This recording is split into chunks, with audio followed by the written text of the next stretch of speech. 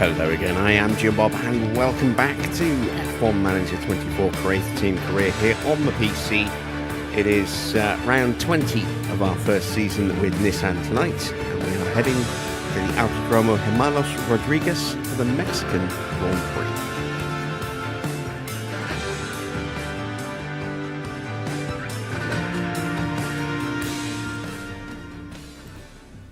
And it is a big news day, as the title of the stream suggests. Huge news in Formula One. Christian Horner, manager and team principal of Red Bull Racing for 20 years, has been sacked. And he didn't exactly have a lot of notice. He found out last night and then had to tell the staff himself this morning before leaving the facility. So, yeah, pretty brutal way to go about it, and very out of the blue in terms of the timing. But if you look at it over a longer period of time, maybe not quite so surprising that he has gone. Just the circumstances around how quickly it's happened is probably the biggest shock of the announcement. But yeah, this morning news broke that Christian Horner had been fired with pretty much immediate effect. So Laurent Mekies, former team principal of RB, will now be taking over as CEO of Red Bull Racing.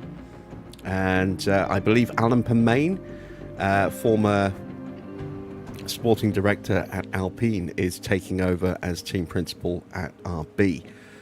So yeah, those changes, or at least the Laurent Mekies change, coming into immediate effect, and I believe Alan Permain should be there for the first, for his first Grand Prix at the next race in a week and a half or so. So yeah, very big news there. And a quick update on me as well. Been away for a few days. Obviously, I had some very sad news on Thursday. The very sudden shock death of Diego Josia and his brother Andrea Silva in a car crash, tyre blowout. I needed a few days just to process. That one hit me a bit hard. So we're back, and hopefully things will run pretty smoothly. Took the time to try and just decompress a little bit and just do some stuff without needing to talk. So this is actually the longest I've spoken in any circumstance since Thursday. So yeah, I'm going to ramble a bit at times, I think, but we'll get back into the swing of things, I think, pretty quickly. Right, let's check out the chat. So Wayne is here, Farah's here, Dino's here. Hello, guys. Good to see you. Farah was hoping for a new F1 Manager game announcement. Yeah, that's not going to happen, unfortunately. But yeah, the big news, Christian Horner no longer at Red Bull. Fired this morning, well, fired last night and left the team this morning. Right, let's crack on then, shall we? It is race day, as you can see. We are ready to go to Mexico. Let's take a quick look at our drivers. So we have pretty strong ratings here for Mick. Pretty good ratings, as always, Teo as well. And more on this in a moment. We will be making some changes for next season. Let's take a quick look at the car. We've got one of the new chassis that's fitted to Mick. Teo running the older chassis, so you can see how much of a deficit he's running to Mick in terms of some performance. A little bit of loss of speed, acceleration. This DRS won't be quite as effective. A little bit less medium downforce, a little bit more high-speed downforce loss, and it'll be down a couple of % in engine cooling. Nothing earth-shattering at this stage. Are they both running the same front wing? Yes, they are. They're both running the same rear wing.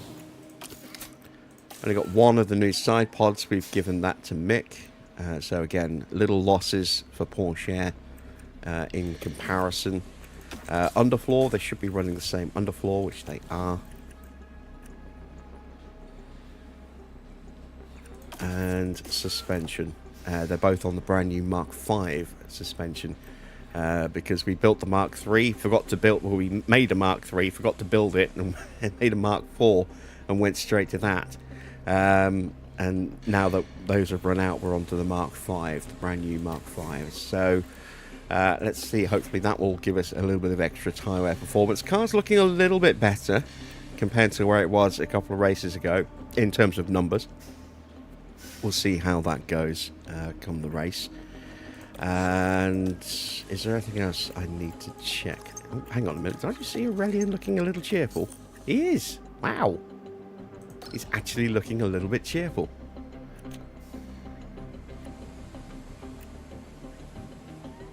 Big shock. Big shock. Okay, let me quickly check in with the boards. They were delighted with our performance in Austin. Let's take a quick look at our facilities. The wind tunnel does need a refurb. Do not have the money for that yet, unfortunately. It's going to cost $1.5 million just to refurb it. So we'll hang on for a moment where we can. Team hub here, everything's looking okay. Weather center, we're going to ignore now until next season. There's only a couple of races left where that's actually going to be useful. This one and the next race at Brazil, that's pretty much it. It's going to be dry at Vegas, it'll be dry at Qatar, it'll be dry at Abu Dhabi. We are getting a little low on the hospitality area as well as the boardroom. Tour center's just been refurbed, memorabilia room's fine as well. So I think we're pretty much ready to jump in. But before we do that, I did say there would be an update regarding this. I have been looking on overtake.gg today just to check the status of some of the mods that I've been running to see if they've been updated, and they have. Not going to run the updates until the start of next season, but one update that I'm looking at, or one mod that I'm looking at, will replace exact numbers like this with a letter ranking. So S, down to sort of like F kind of thing, so that it's not exact. So we get an idea of the class in that area, but not necessarily the exact skill. Not sure whether I'm going to go with that, but I do like the concept of that. I'm also looking at something that will potentially add a little bit more guesswork into tyre strategy, in terms of, instead of giving us exact predictions, will give us a window of it could be this or it could be this. And the better we do with our driver prep will narrow that window down a bit. So I've been looking at something like that. There is an update for the realistic racing mod. We will employ that for season 2. There is also, as I say, the new timing update that sits here in this section. That will be getting replaced with a new variant from a different modder for next season as well. So nothing's changing from where we are right now, but changes are coming for next season. And of course we will make some tweaks to drivers, staff contracts, and liveries and stuff in the off season as well. Let's get our targets set for tonight. 18th for both should be pretty achievable, and off we go to Mexico. We return once more to the hustle and bustle of Mexico City. Music is in the air this weekend, but it's not mariachi we'll be hearing. It's going to be the roar of the engines and the cheers of the crowd. Formula One is back in the very heart of Mexico City at the Autodromo Hermanos Rodriguez. It's Ferrari who are currently ahead in the constructors' standings. And the next rounds are still crucial to decide the final order of the season. Stay right here, because we're just getting started.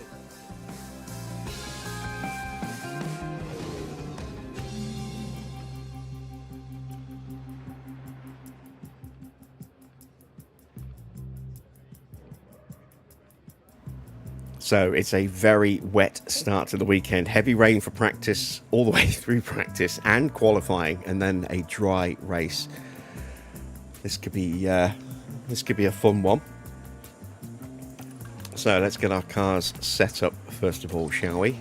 Mexico, I think, is normally about 17, 18 laps. Might be a little bit more than that.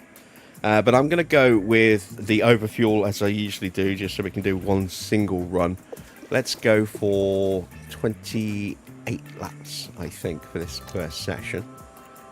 We'll drop the settings down. Might go out on the inters rather than the full wets.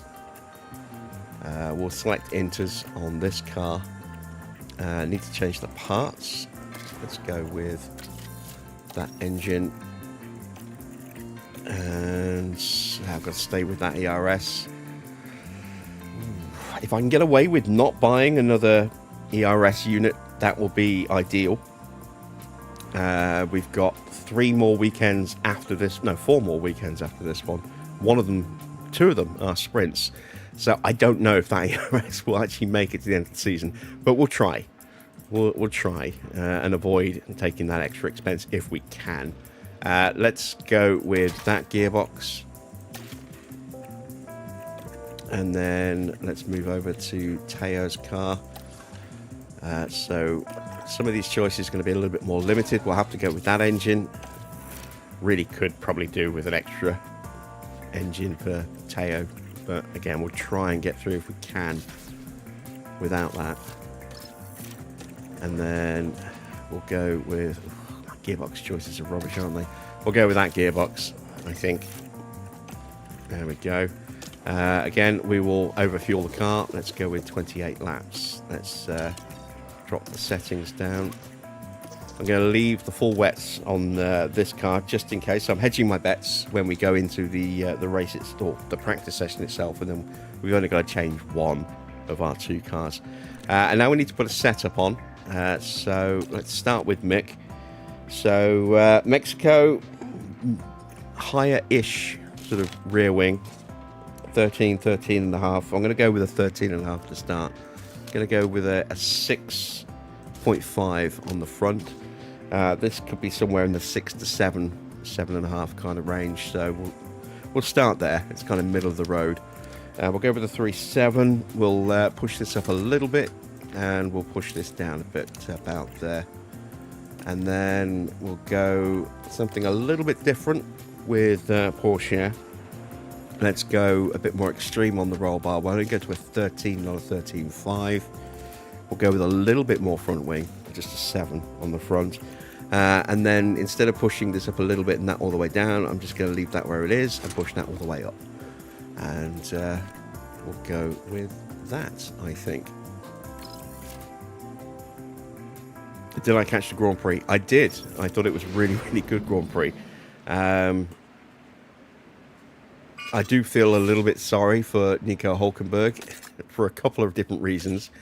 One, he finally gets onto the podium and his trophy's made of Lego.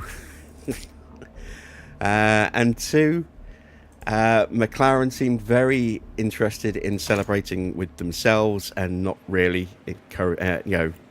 including Nico in that at all. So I do feel a little sorry for him that he spent half of his time on the podium just standing off on his own in the centre while they all rushed off to the corner.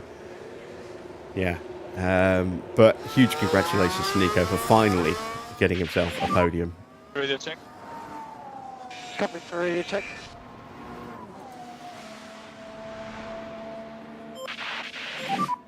Radio check. Copy, radio check. Okay, copy. So main focus, scrubbing the tires now. Copy.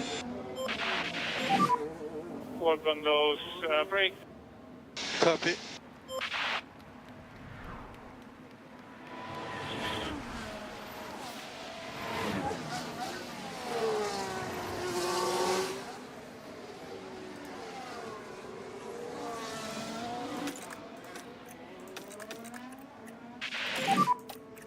Now. Copy, copy.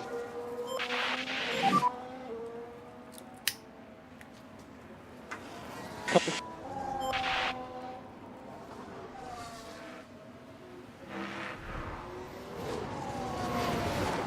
Evening comment.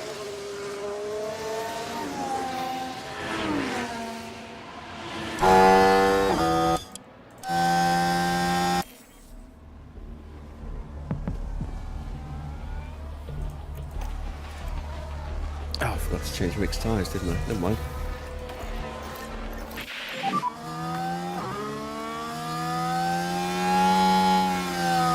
I am not fully ready, okay?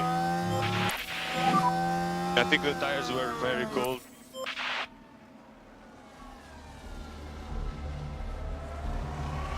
You find it pretty funny that Hulk's podium overshadowed Lando's home win. Yeah. It's the classic meme of the guy biting the medal and celebrating like crazy and kissing the girl while he's standing on the third step of the podium.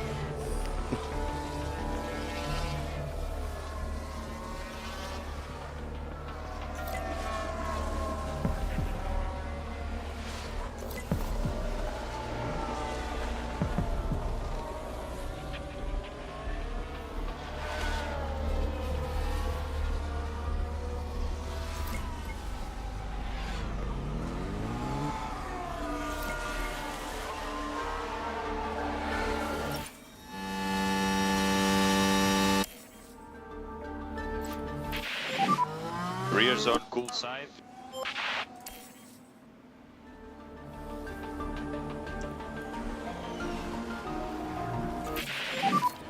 It's Hülkenberg, it's not Horner. Alright, let's have a look. So 99% with Teo. That is a fantastic, fantastic start. Let's see how close we get with Mick.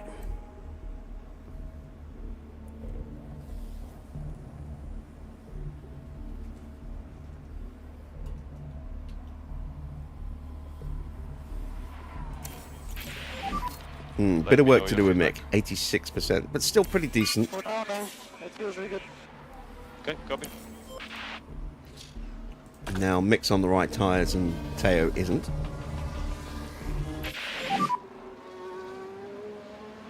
So we should see Mick start to catch back up to his teammate, who he let through a little while ago.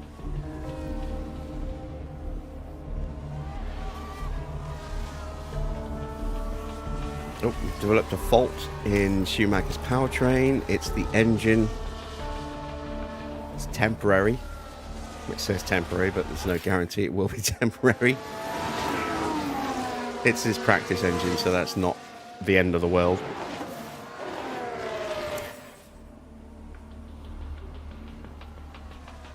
Porsche's tyres are screaming now.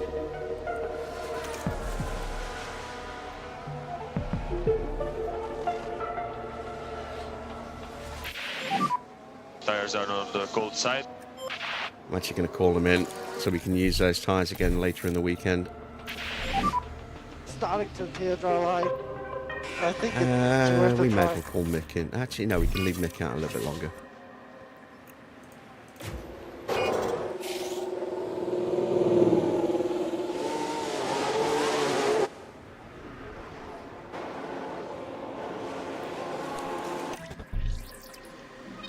So,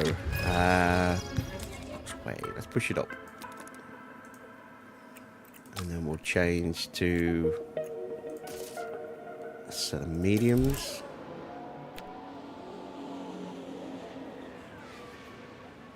Probably going to go for a 3-stop here in this race, just to try and get some extra speedy pit stops in. Try and increase our chances of getting some decent points in the DHL competition. If we can move up an extra place, which is going to be tricky, but if we can move up an extra place, that's worth a little bit of extra cash at the end of the year.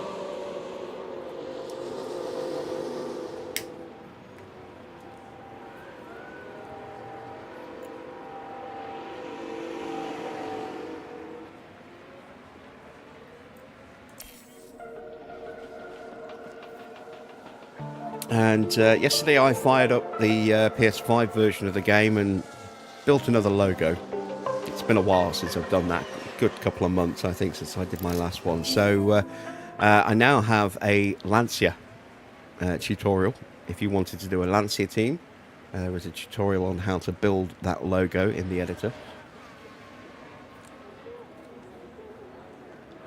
And I even showed off the livery at the end, which is kind of based on the classic white and green Stratos.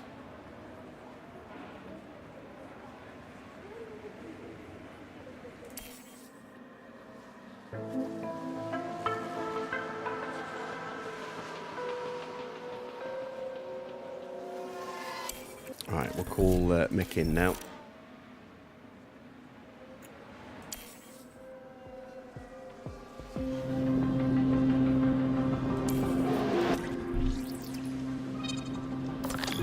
Did I forget to send out Teo? I think I did.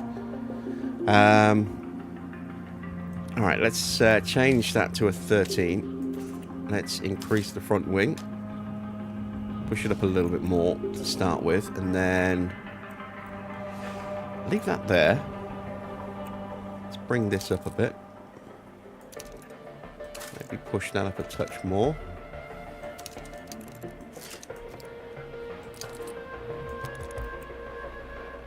Maybe drop that back down. No, it needs to be there. Let's give that a go. I did forget to send out Teo.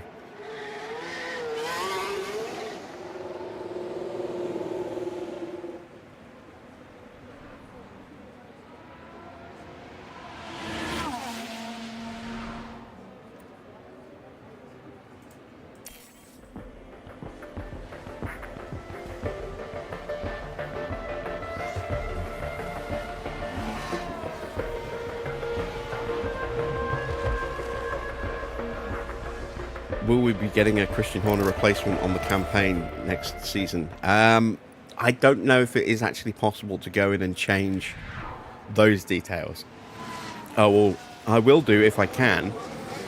But yeah, I don't know if it's possible or not.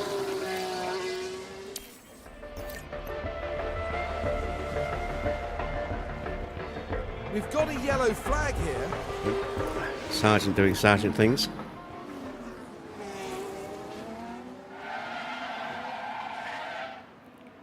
What a disaster. We kept it out the barrier. Not a complete disaster. We have another fault. And that is no longer a temporary fault. It's now a permanent fault. So that'll just probably be, you know, damage, wear damage to the engine.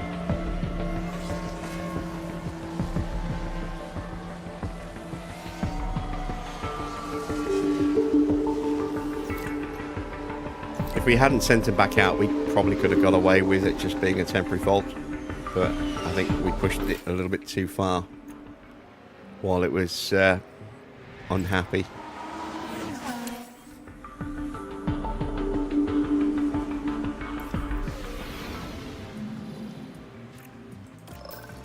Alright, let's take a look at the partial feedback we got. So that is going to be a 2.8. So push that up a bit more. Drop that back down again. Go like that. See how that works. And then looks like we've nailed it. Because braking stability is the toe, and that's the only thing we changed. Everything else looks like it should be fine. We will start on the hard tyres, so you can see that that is now minor damage to that engine. Again, we're probably likely to get quite a bit of rain, but we'll try and run long if we can. Let's go with 30 laps of fuel.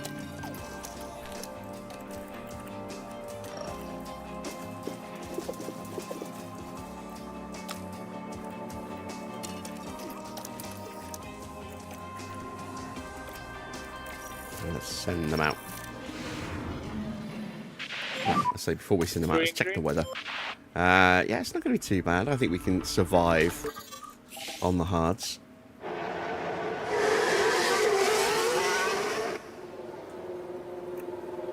Maybe.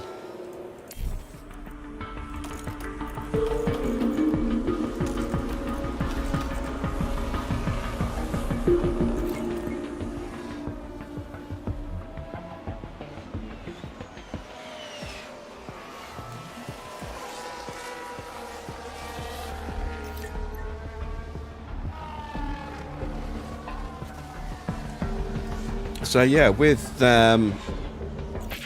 Horner no longer being in charge, it is suggesting that Max will now end up staying at Red Bull, at least for next season.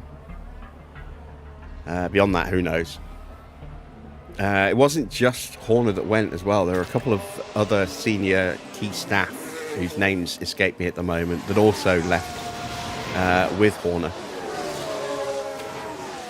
So, yeah, a bit of a shake-up in the technical stuff. There's been no official statement from anyone apart from Red Bull GmbH when they made the announcement.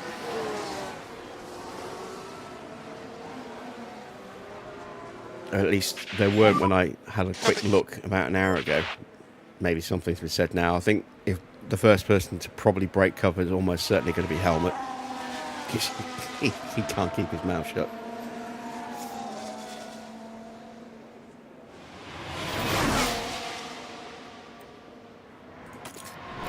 Now we see we did get it right.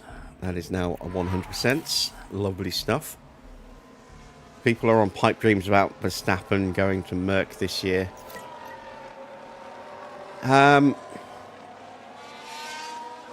Well, he has a performance clause in his contract, which I think is, if he's not in the top 3 in the World Championship this season,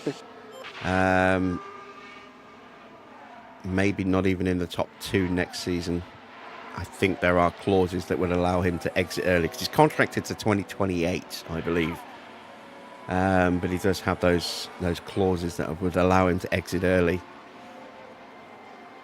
He is only just hanging on to third in the driver standings at the moment. So, I mean, it's given the slow but steady decline of Red Bull over the last season and a half, it's not that surprising to think that he might not finish in the top 3 this season.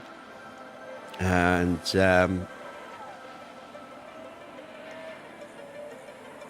I think it would be a monstrous disaster for Red Bull if they did lose Max, simply because he's the only one who can drive their car.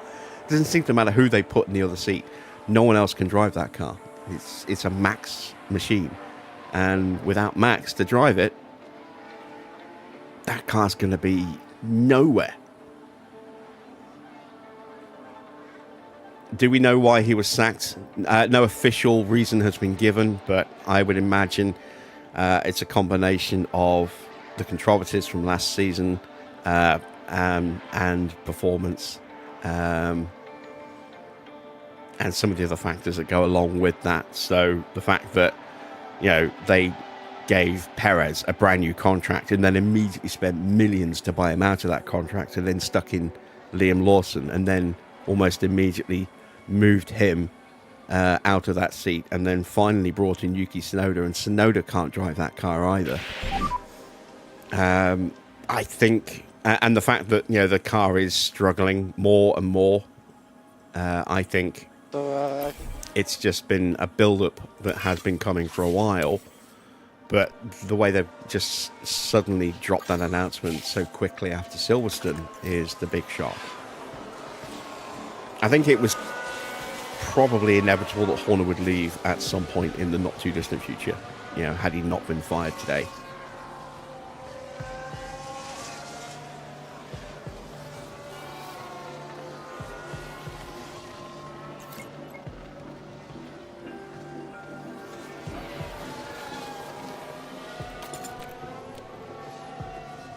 Now, did I get this change right? Copy.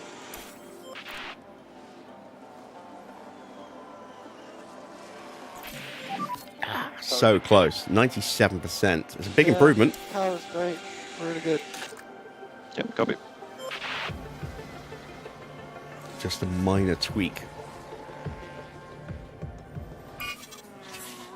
needed now to get him where he needs to be. Track's coming back to the hard tyres.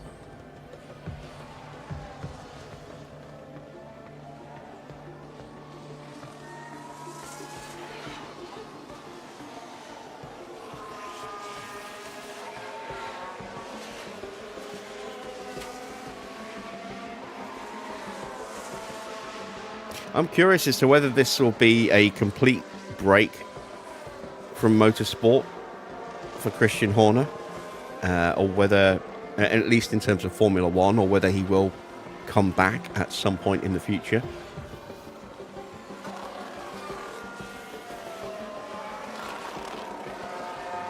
His entire team principal career has been in charge of Red Bull, essentially, at least in Formula One. So, yeah, it'll be very curious to see if he does end up going to another team at some point in the future. Or whether he just leaves F1 completely and goes maybe into a different discipline in motor racing. Or if he just says, you know, I've had a long career, it's been a successful career, I've got nothing to prove, I will just retire. That is also a possibility.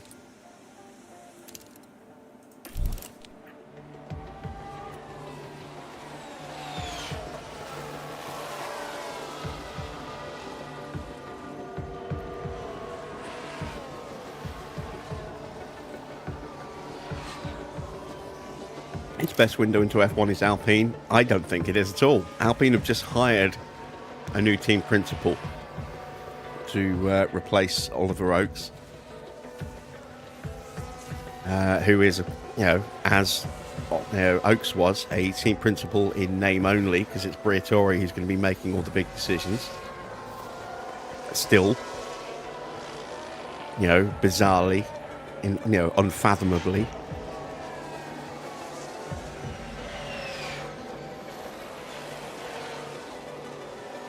And Alpine might not exist as a team in a couple of seasons. You know, I still think they are trying to maneuver to sell.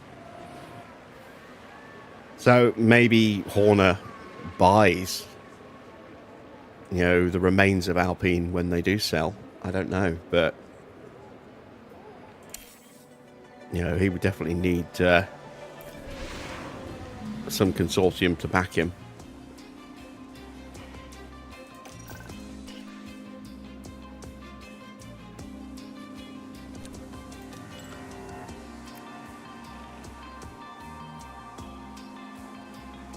Well, like I said, the next, you know, the new team principal is a team principal in name only. You know, it's Briatore who's pulling the strings. He's just there to be the public face of the team. That's it.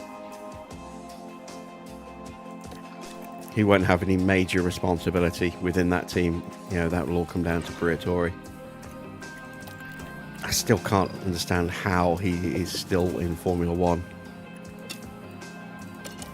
Especially now that, because he was brought in as an advisor to the former head of Renault, who's no longer there. He quit, or was, you know, I think he quit, or was pushed out very, very recently. So if he was brought in to advise someone who's no longer there, why is he still there, and why is he still running the team?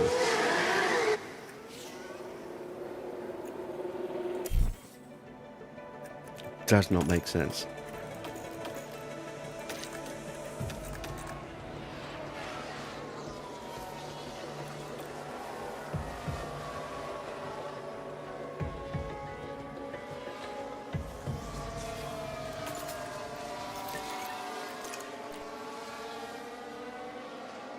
Another fault for Mick. That's going to be the engine. Yep. Wearing out very quickly. That's not good.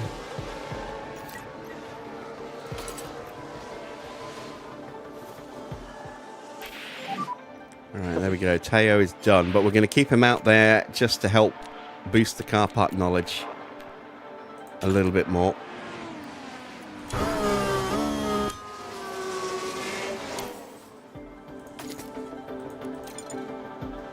Yeah, it's not a huge bump of water on the track.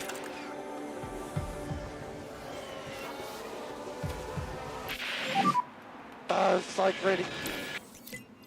Copy. Yeah, copy.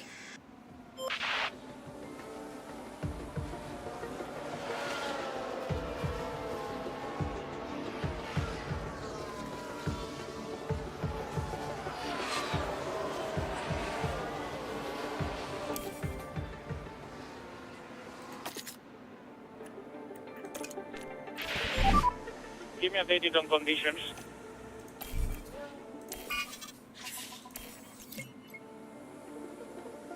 Alright, one more bit of feedback needed for Mick. See if I got it right.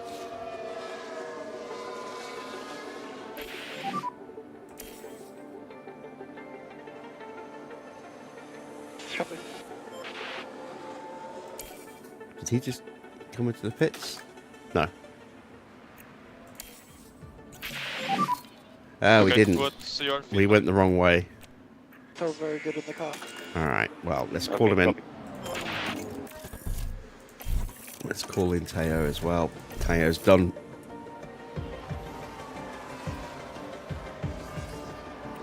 And let's take a look at making some changes, shall we?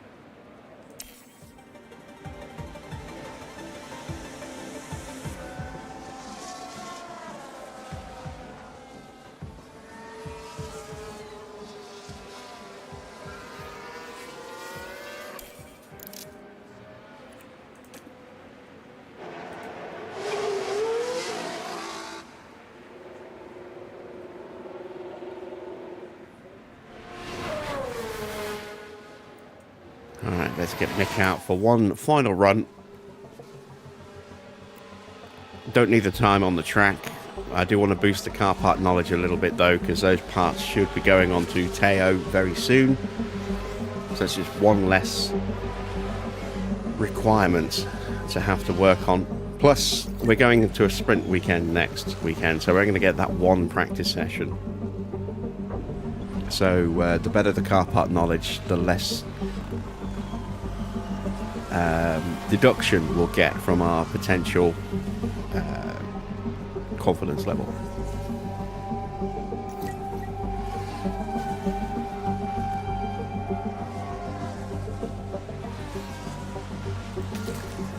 Let's just see if his engine will actually make it through to the end of the session.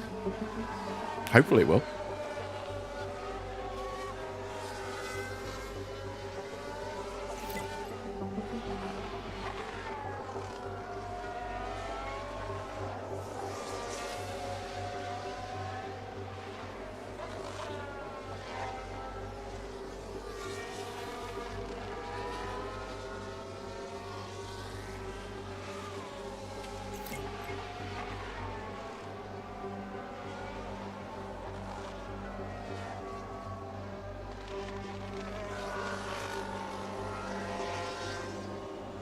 Feedback's about to drop. Right before the end of the session. There we go. Nailed it. Excellent. Let's call him in. Traction was amazing. Okay, copy. And that is us ready for qualifying. Box this lap. Just need to put the better bits back into the car.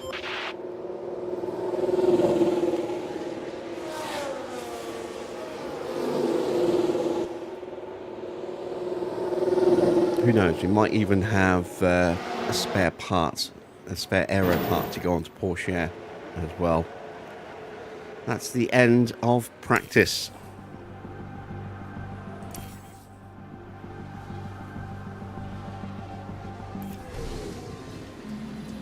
So, Yuki Tsunoda will have a penalty for qualifying. Nobody else will. I think that's from shenanigans in the last race. But we'll take a look at his car. Has got a new ERS in. And potentially a brand new powertrain this weekend as well. So it might even be that. It might even be part penalties. We shall see.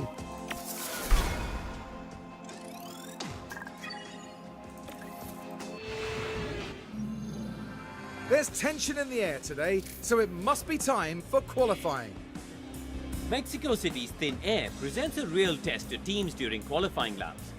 Reduced downforce can mean tricky cornering and a test for keeping the power units cool around this track. If we could just talk about Mick Schumacher for a second. Given his recent form, how's he going to be going into this session? The main thing on my mind was their speed in practice. They just weren't that fast. But was that down to the driver, the car, the team experimenting? We don't know, and we'll just have to see how they fare in qualifying. So here we are, ready to resume. Ready indeed. Right. Best engine. Only ERS. Best gearbox. Crash now could be disastrous for the rest of our season.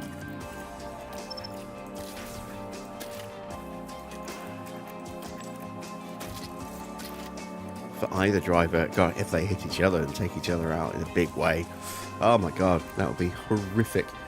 It's going to start dry. Let's see what's going to happen with the weather, shall we? It is going to rain. It's going to rain soon, so let's get out on track.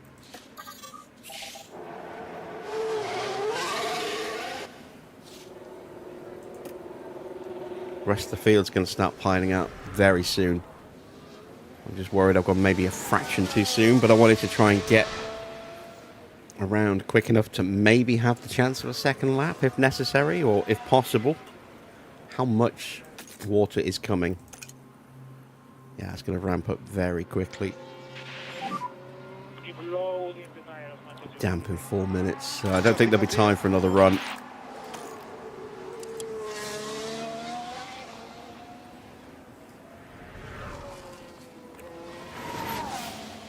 This could be a one and done quali.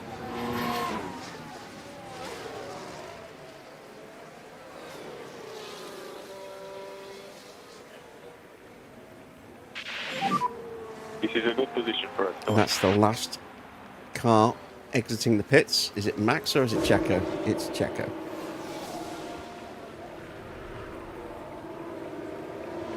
I think we'll be okay with traffic. I hope we'll be okay with traffic.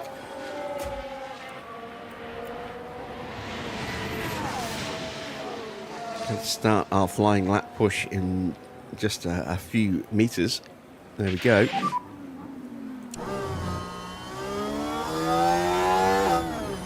Go, go, go. clear ahead. Go for it.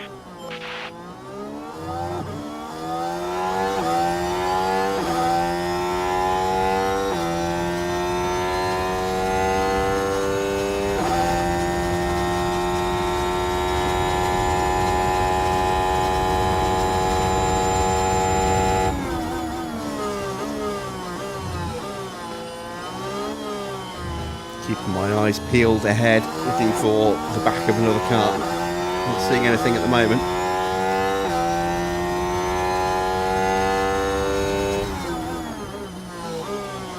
Perez still hasn't cleared the middle sector yet, though. Evening, Army. Alright, Porsche up by 10th. I forgot to check to see if I had the other parts I could put on his car. Albon and Russell go quicker. Now Leclerc is quickest.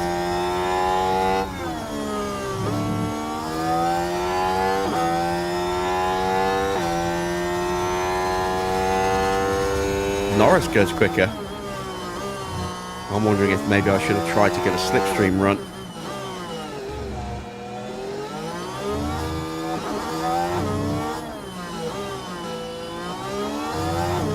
Okay, up to the line.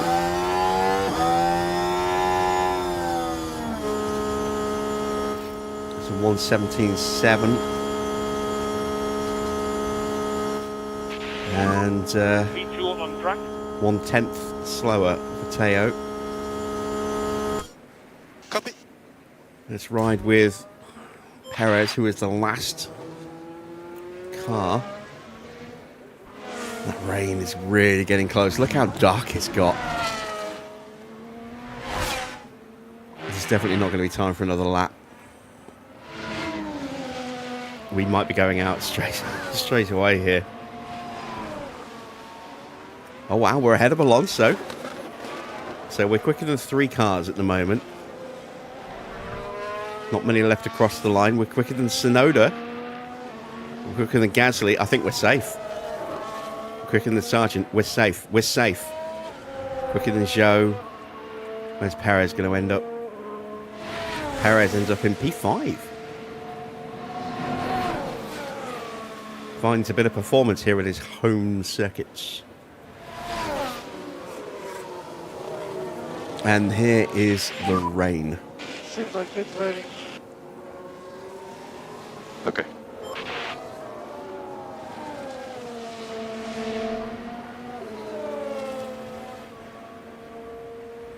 I'm doing, Good entry. Army. I'm doing. How about yourself? Pit limiter on. Stop in position.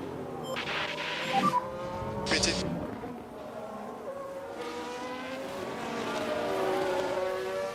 Stop in our box. We're gonna stop in our box.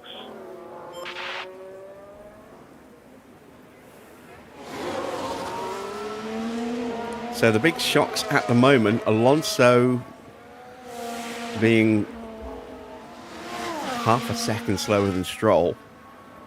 You know, I would have put my money like being the other way around.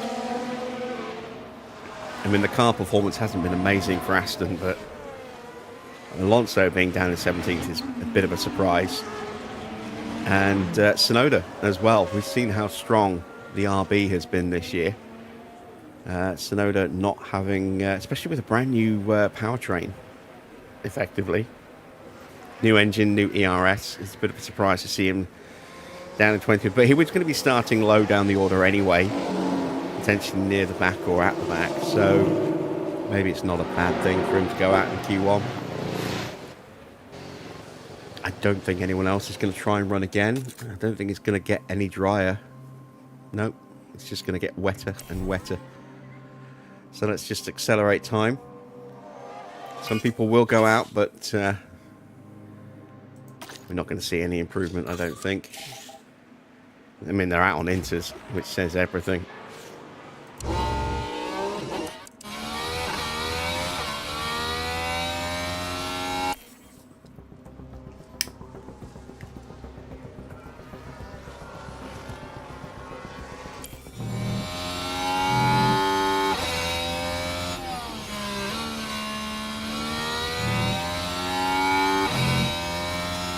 One of the other mods I've been looking at for next season as well is potentially going to change the water a little bit, or at least the way that we see the water. So instead of getting damp, dry and wet, there'll be various different levels of that. So like deep puddles will be in the range of 3 mil to 5 mil, for example. It won't affect the AI strategy choices though, so this is why I'm a little unsure as to whether or not I want to go with that, because it will just make things so much harder for us without affecting the AI in any way whatsoever.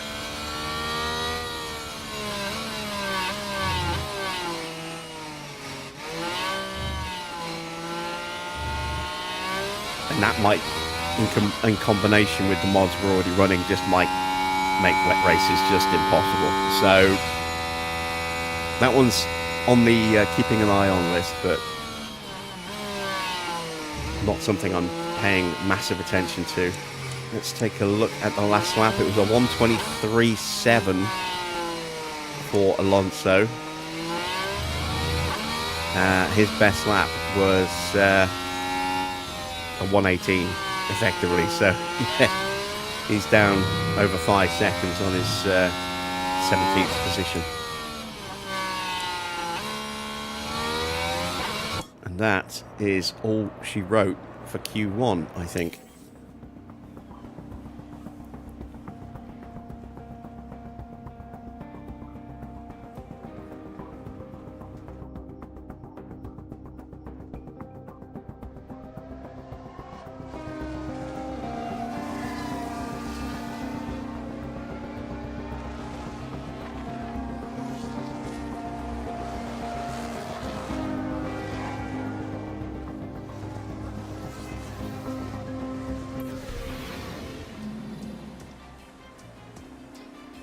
So there we go. Qualifying is over, or his Q1 is over. A couple more hopefuls went back out on the inters again, but again did not improve. So it is as it was at the end of that first run. We've managed to sneak through 14th and 15th. And Alonso, Ocon, Magnussen, Sonoda, Sargent and Gasly are eliminated. Let's get ready for Q2 and see what the weather does here. It's going to be inters to start. But is it going to go wetter or drier from that? That's an interesting thing to ponder. We're going to go with 2 flying laps of fuel. And again, we will take a look before we actually send them out. It's going to get worse. So let's send them out on a set of full wets.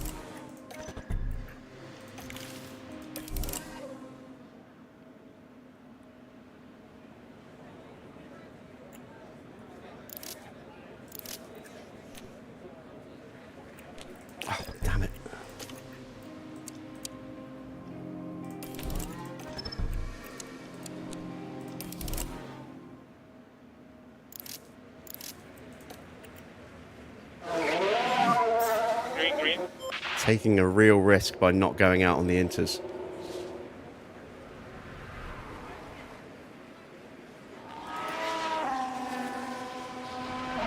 but I'm hopeful that these tyres will still have enough performance on the first lap to still be competitive enough, and then we'll hopefully get an improvement in the second lap as it just drifts towards full wet conditions. We're at that kind of window where inters aren't quite Suzuka, you need to warm up. the obvious choice. Copy. You know, wets still work pretty well at this water level, but they won't have the out and out, you know, total pace of the inters. So this is a huge gamble. It's probably not going to work, but we'll see. I may have shot myself in the foot a little bit here.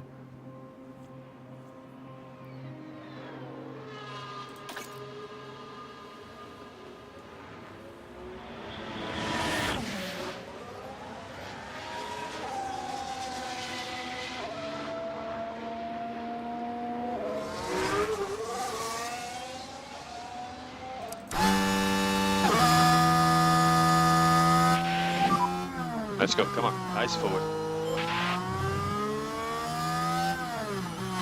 Don't lock up for Joe. Misses out that though, so he'll get away with it. Have a good one.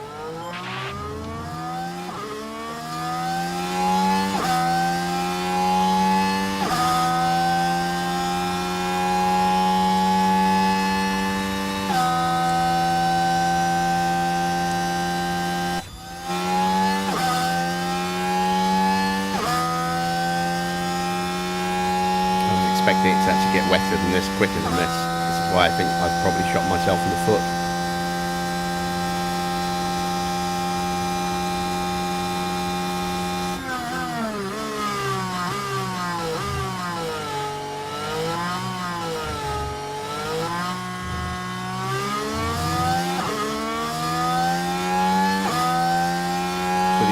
Two for Mick.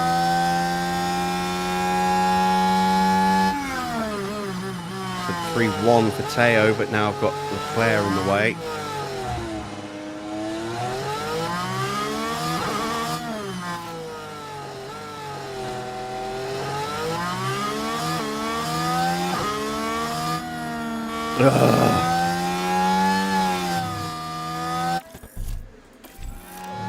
I'm going to try and see what happens. If I pull Porsche in and send him out instead of Inters, I might be able to get a decent lap in with him.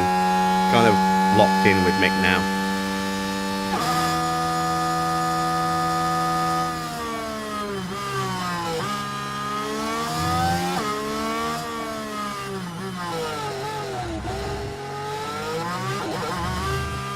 Still needs to be a very quick turnaround.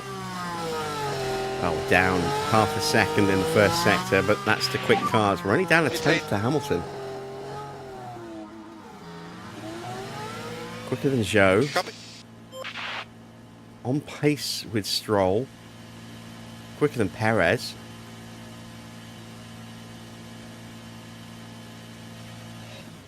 And yeah, no, we're going to have to just send him straight back out on a 2-lap run on the wets, because water level's now about to go back up. All right, see how we do. Second at the moment.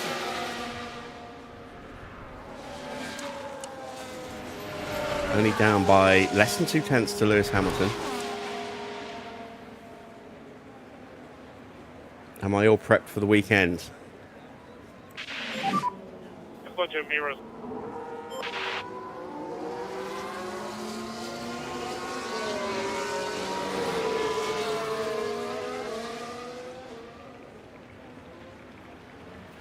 Not sure what you mean by that.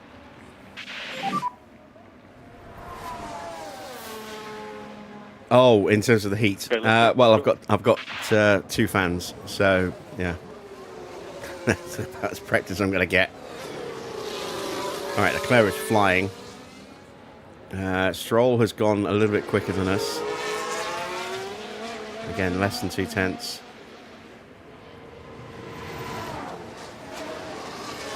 Leclerc blitzes the field, as you would expect. It's actually going down. What? Water level's going down. It's not in the prediction.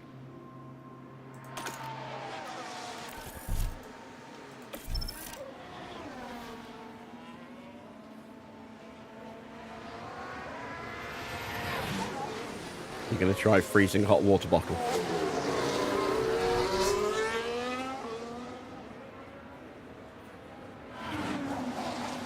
My plan is basically, I think, just to sleep through most of the day.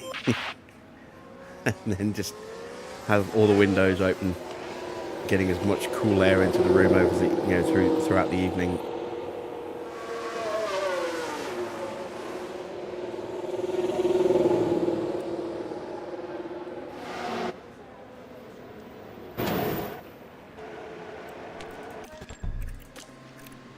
Just making a mess of qualifying a little bit here.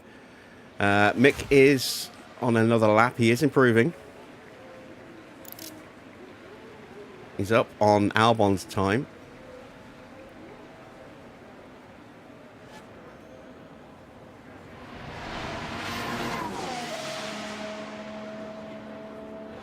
And we're up to P6. Currently P6. So it hasn't gone horribly wrong. Let's see if we can get Porsche even further up.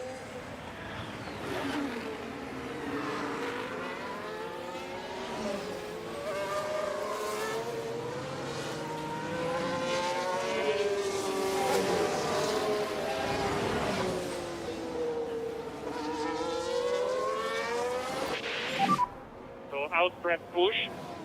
Copy.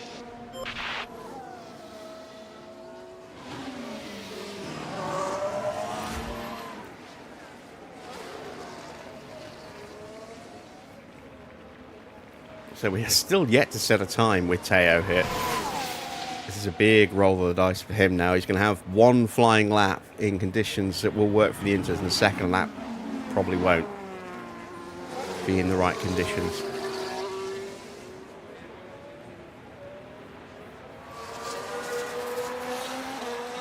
Going to send Mick straight back out on the same tyres again.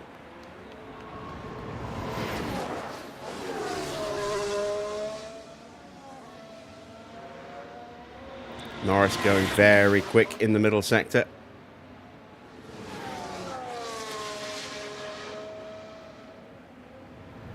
Russell goes up to P5.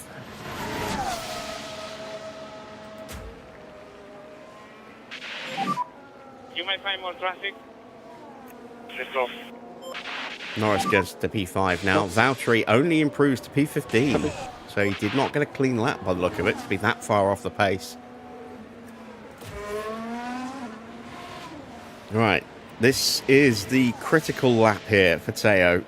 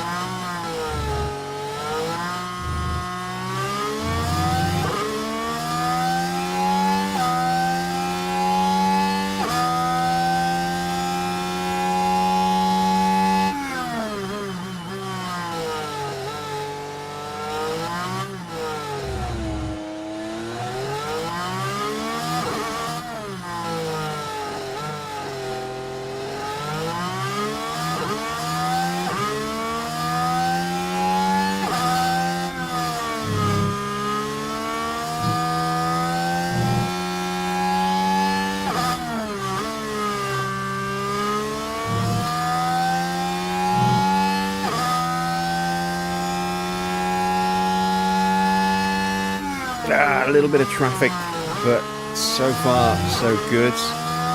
Not the best personal best in the first sector, but it's not far off. It's only a tenth off. Middle sector's an improvement.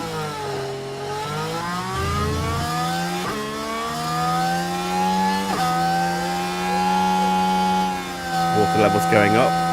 Porsche's only in 12th.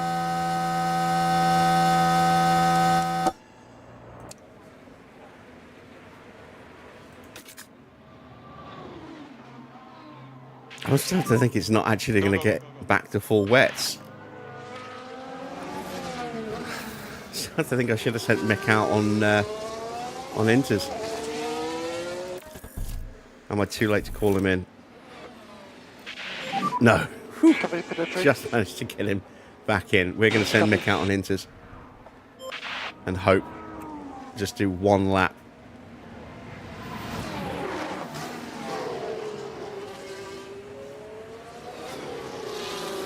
This has been a really, really messy qualifying. But so far we are actually still in the top 10. Not quite sure how. That's not going to stay that way, I don't think. Waiting on Perez and Hulkenberg to set their lap times.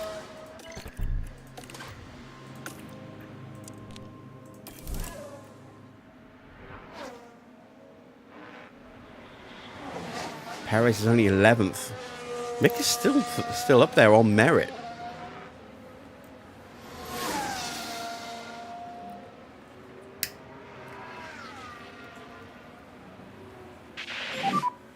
Clear ahead. Okay, let's go. And now that track level is starting to go back up again. I'm thinking maybe I should have stayed on the wets. I don't know what's going on with the weather in this session. Okay, so good work on those brakes and tires.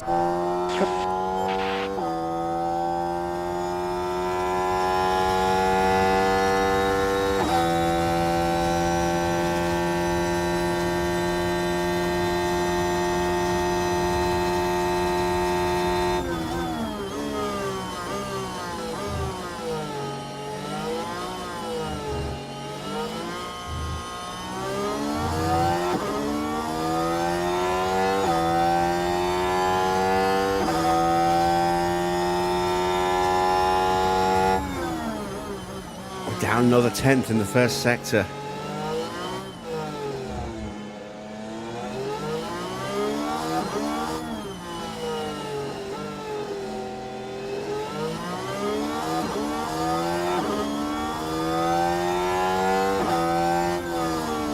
I think I should have stayed on the wets. Oh my god. It's making a mess of this qualifying session here.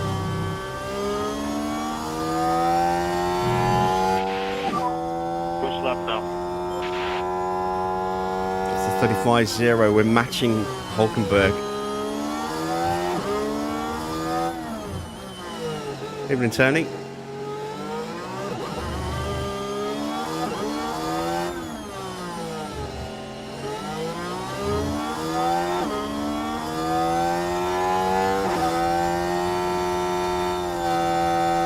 I saw you finally got sacked. So Teo is out. Can Mick sneak into Q3?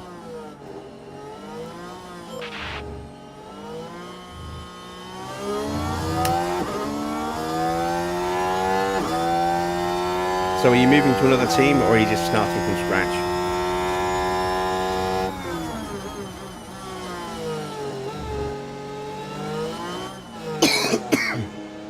Oh, you've already started over.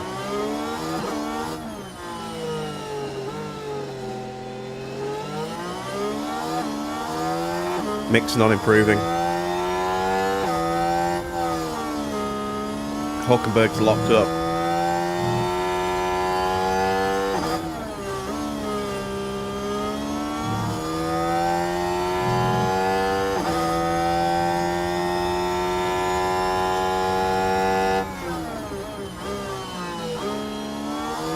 Is not going to be an improvement.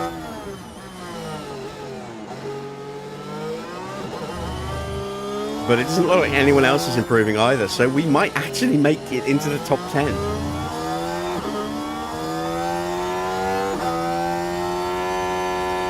Yeah. What a topsy-turvy qualifying session this has been, but Mick is going to make it through. Nobody's out on track. Some people Setting a lap anymore. We are into Q3.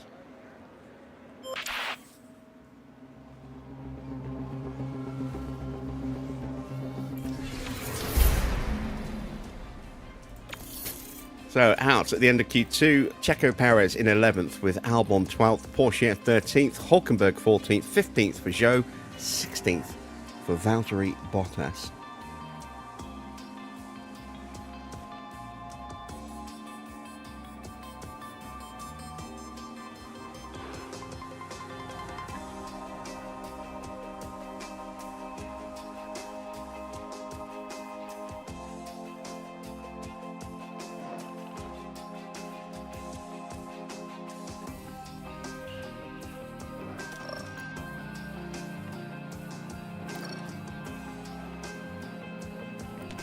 It is going to be Inters.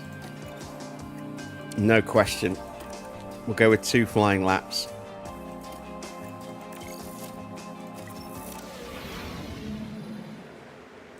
Is it going to get better or worse? It's going to get a little bit better, and we'll be on track on our second flying lap around the time of that dip, I hope. Should be green now.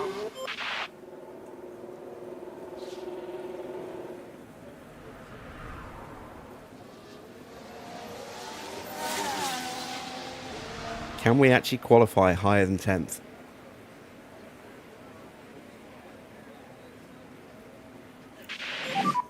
Good out lap now.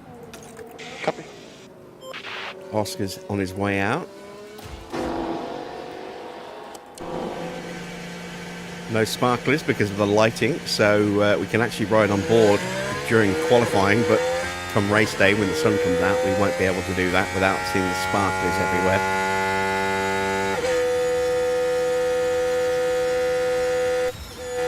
Norris coming out right behind him.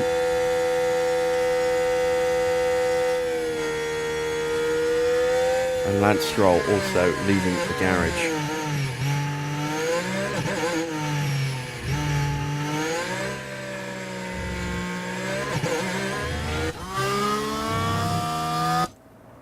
Meanwhile, Mick is getting ready to start his flying lap. This is a good position for us. Come on. Out comes George, just as we're about to start coming through. Thank you very much for that, George. Go, go, go. Now Hamilton and Leclerc also make their way out. So let's start getting a little crowded in front of us here.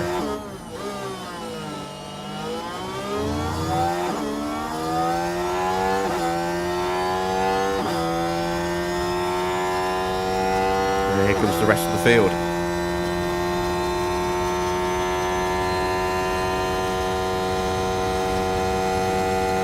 Leclerc's going to be really slow into turn 1. Hopefully he doesn't get in our way. He gets in. Oh, we spin. Yep, God copy, damn it. so.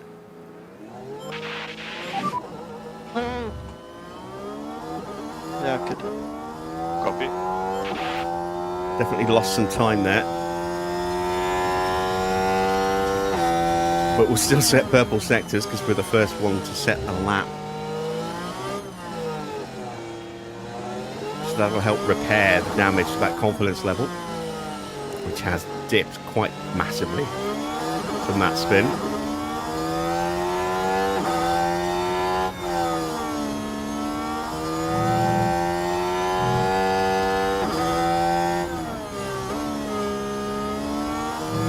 Yellow flag, someone else is on a spin. Is it one of the McLarens? It was. It was a lockup for Oscar. Right, let's have a look now. Around turn 3. Well, you can see the lockup, and they ended up their own passenger. We're quite lucky that we spun in quite possibly the slowest place on the track. So it shouldn't hurt us massively compared to spinning here, for example. Oh my god, what the hell? Why is Mick on an outlet? Did he abort the lap? I know, I'm looking at Oscar. I was panicking, what the hell was going on? Let's have a look at that. Now, this one involves Stroll. And that's where they slightly run off the track. But all being well and fingers crossed, no lasting damage to the car.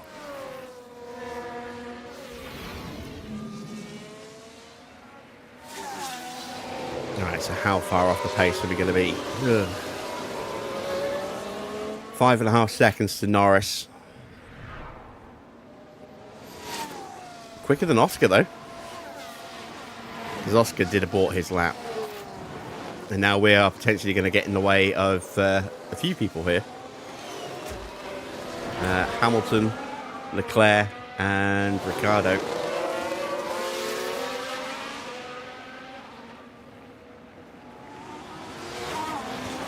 Oh yeah, we're ruining all three of them.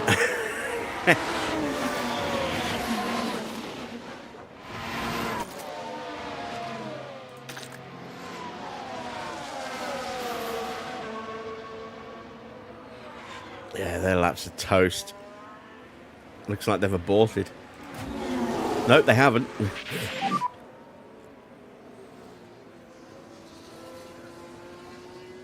Let's go. Come on. Eyes forward.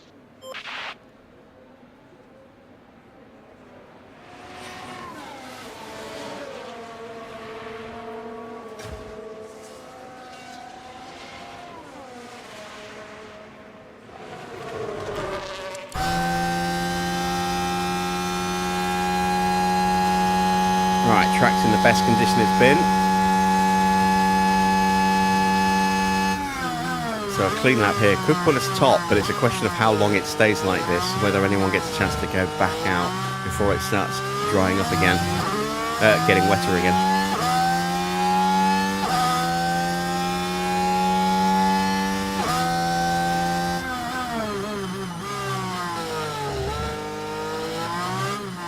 Personal best in the first sector. Couple of tenths away from being purple.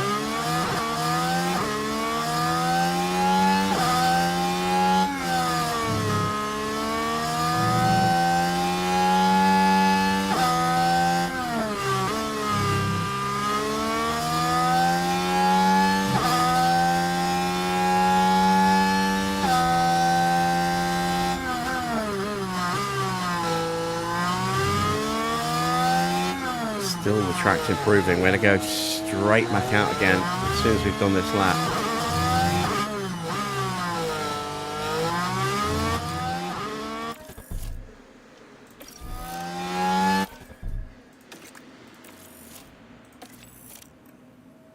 I'm out of battery.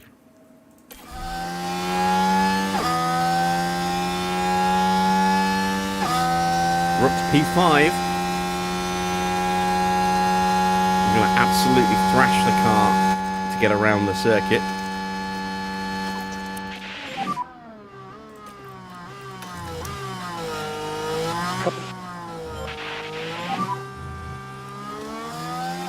So we can get back out again before the track gets starts getting worse again.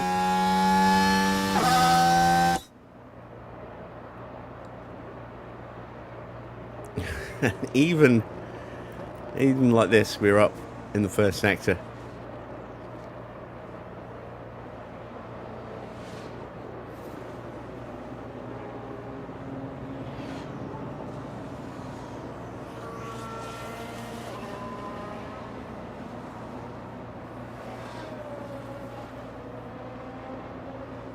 We're going to be up in the middle as well.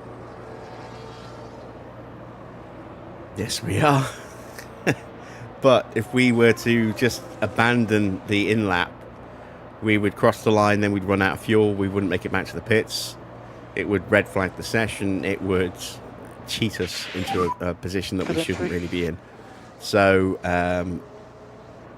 plus we would potentially miss out on an even better time. So, yeah, get them back in the pits ASAP and say, oh, there we go. Going back up already. Damn it. Maybe I should have crossed the line. Reconfigure. New set of tyres. 1 flying lap. Confirm. Track might actually be worse by the time we get across the line. Send them out.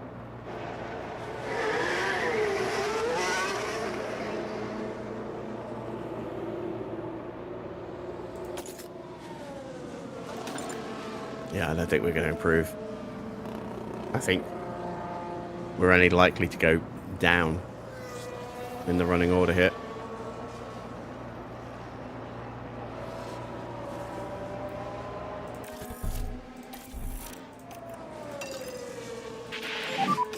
Full focus on one. We'll do as fast and outlap as we can.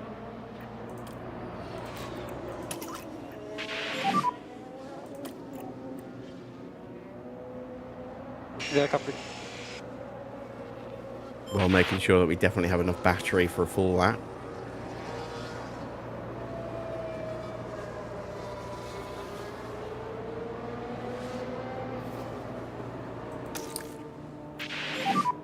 Copy.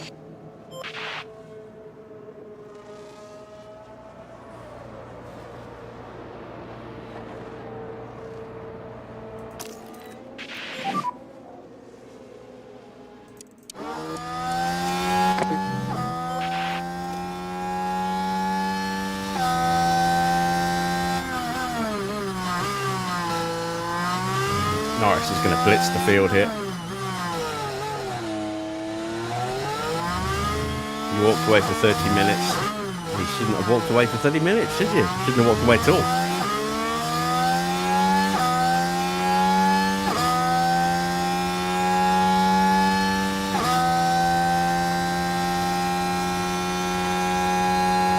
Down to P6. Down to P7. I don't think we'll get an improvement on this lap.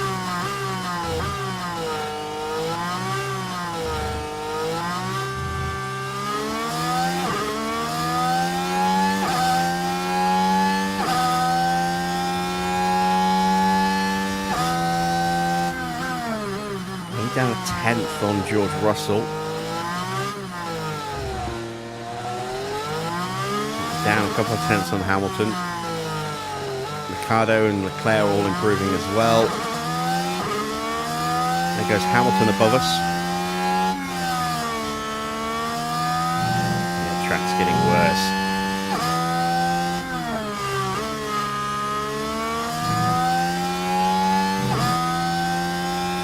Ricardo improves to P7.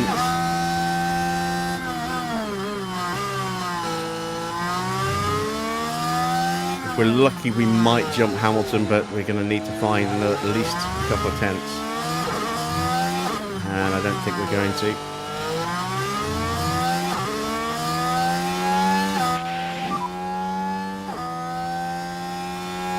Nope, no improvement. We are out.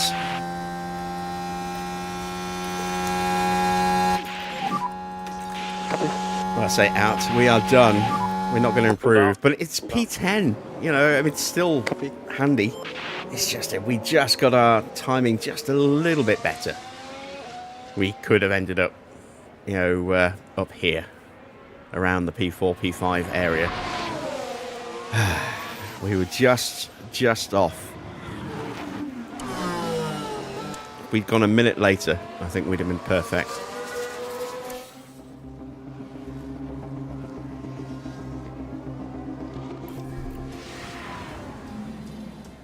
So the confirmation then of pole position. It's Lando Norris from Oscar Piastri. Sainz in third. Leclerc in fourth. Stroll is fifth.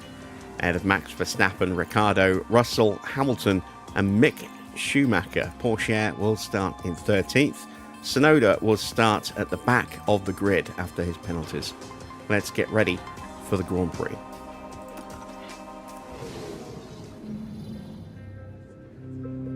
It's almost time to get things going here in Mexico City as we settle down for 71 laps of breathtaking action. We've seen some unbelievable action around the Autodromo Hermanos Rodriguez in the past. Ferrari's Sebastian Vettel had to fight off both Red Bull drivers only to be demoted off the podium in 2016 in what was a highly controversial moment. Thin air at this elevation means less airflow around the car. Drivers could struggle with cooling their cars and themselves around Mexico City's track. It's a physical test of technology and human endurance alike. Tension continues to build here as race day begins.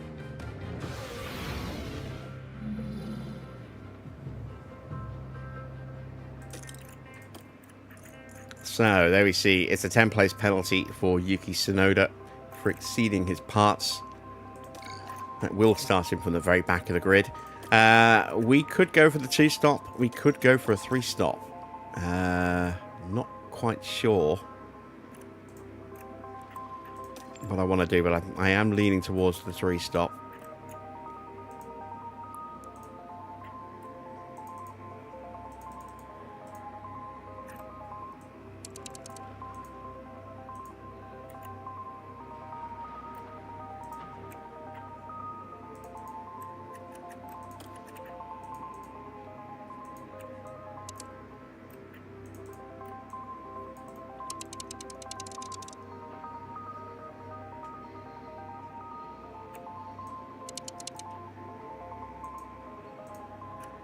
Now I just need to see if I can put something in that is going to work. Let's take those down.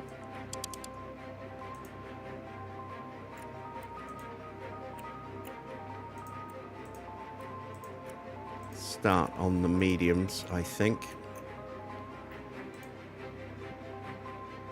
And then we'll go soft, soft, soft. We'll go like that. We'll go with a 3-stop strategy. Gonna try maybe a 2-stop with Teo, given that he's a little bit further back. Let's just see what the prediction suggests is possible.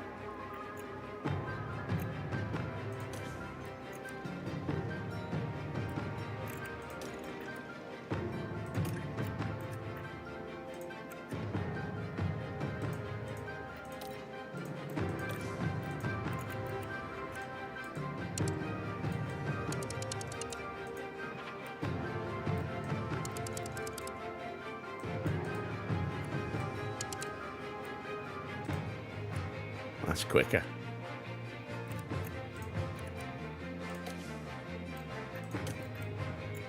So we'll go with that then. We'll go 3-stop for both. Let's put in 1 extra lap of fuel just to push at the start.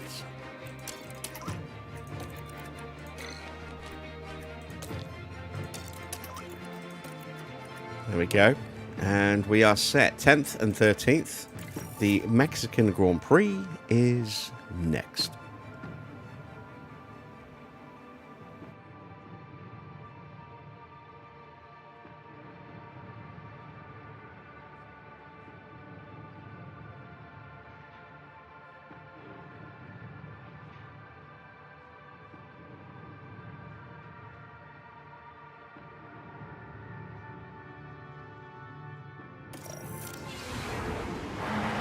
Welcome back, everyone. The final preparations are now being made as we head into the race. And for that man, Mick Schumacher, this could be an interesting race. Starting P10 puts them in the right place to get some points, but there's still a lot to do. And the time has come. Let's go racing. What will happen next? We're about to find out at the Mexico City Grand Prix. And it's lights out and away we go. All right, we are off and running. Norris is going to hold the lead into turn 1. Sainz looks to have maybe got up the inside, up around the outside of Piastri, and Leclerc is having a look. They are 3 wide through turn 1.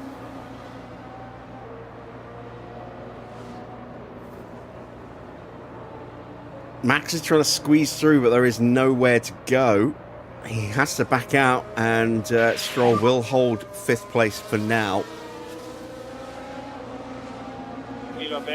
And that is Leclerc through. So Piastri down 2 places off the start. Porsche up 1.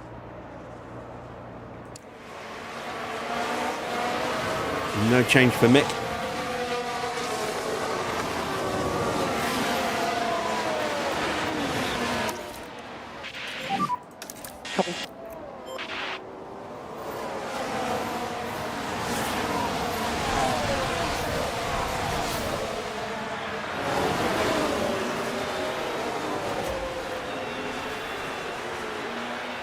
And it's going to be tricky to stay with these guys because they're all on softs in front of us.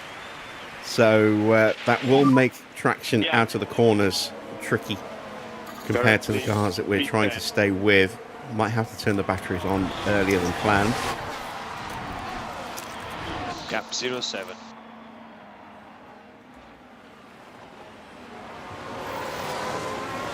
Gap 05. Perez having a look at the back of Mick there, but not able to find a way through.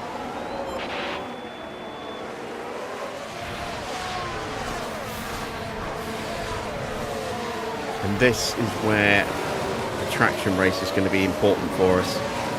Mick's doing well. Porsche is dropping back. Nothing builds more tension in the race weekend than the McLaren 1-2 in 24.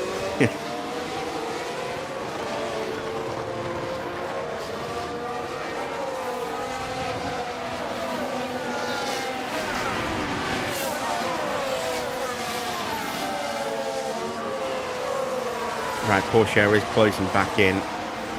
Mick is getting very close to the back of Lewis.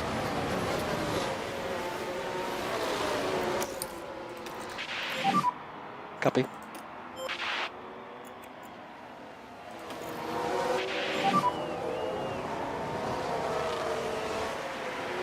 Copy.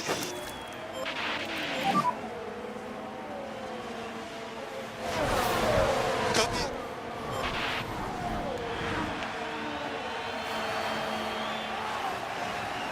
Right, for some reason Hamilton pulled out of the slipstream. Maybe he was trying to just hold that inside line to defend against us. We didn't have the pace to make the move on him, but it stopped him from being able to stretch away from us. And it has caused him to drop off the back of Russell.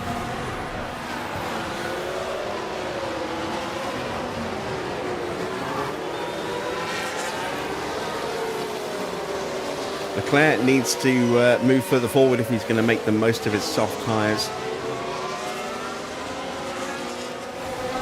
We did hear a little bit of a screech, and it's for Alex Albon having a lock-up. Now here we are tackling turn 3. And there goes the steering. Now I'm right behind Porsche there, so that could have been bad if he'd gone a little bit more with a head of steam. That could have hit Hulkenberg into us. Mick is in danger of dropping again, so let's push his pace. Let's do the same with Teo so he doesn't get dropped by Perez.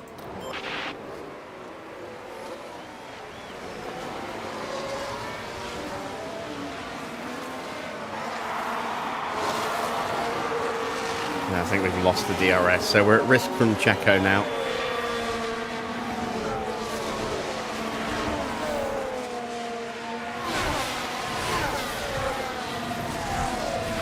Porsche didn't get the DRS either, somehow. That's annoying. So he's now at risk from Hulkenberg.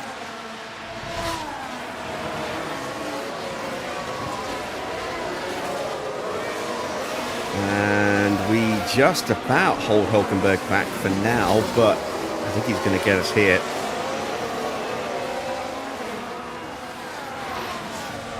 Yeah, he's through. Copy. Meanwhile, we are desperately trying to hold off Perez. Perez looks like he's going to get round. Just focus on yourself now. So let's slot in behind him. Okay.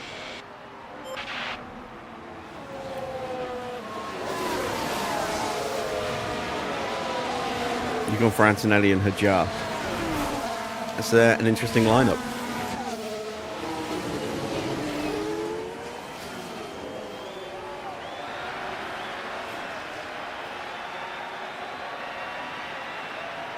Why Hajar and not someone like Behrman? Just out of curiosity.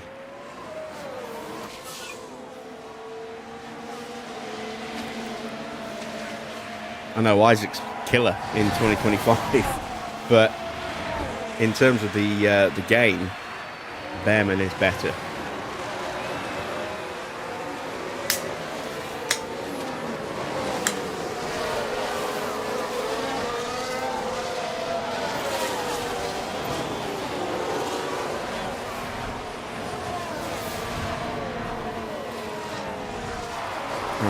Check our tyres against the prediction. So far, we're holding steady.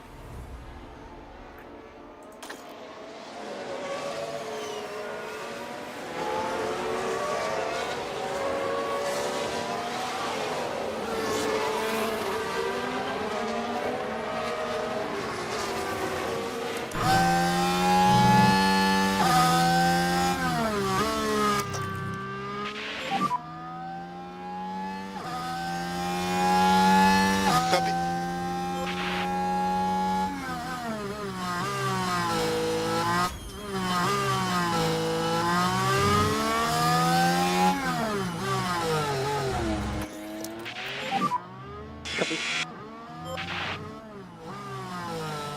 Did I just sneak in with Teo?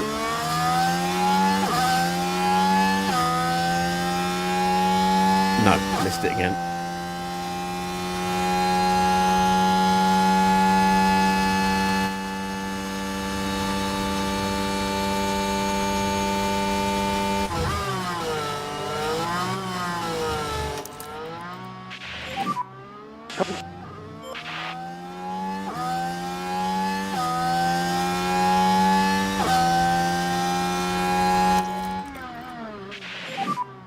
Okay. And it looks like we're in that tricky situation where we are potentially a little bit quicker than Checo, but don't have the outright pace to be able to actually get past him. Now that Perez has caught Hamilton, now we might actually get dropped. Because Perez will be hanging onto the back of Hamilton. He's on those softs.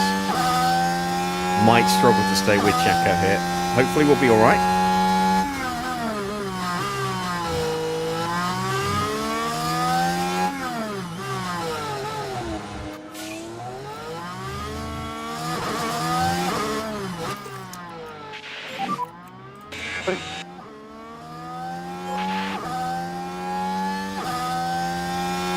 Porsche is going to be close enough to get DRS this time, and does.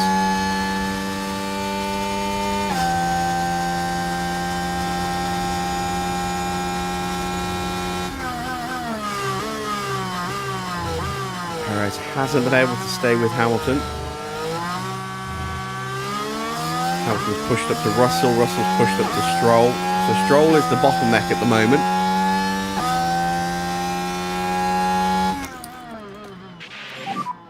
Copy.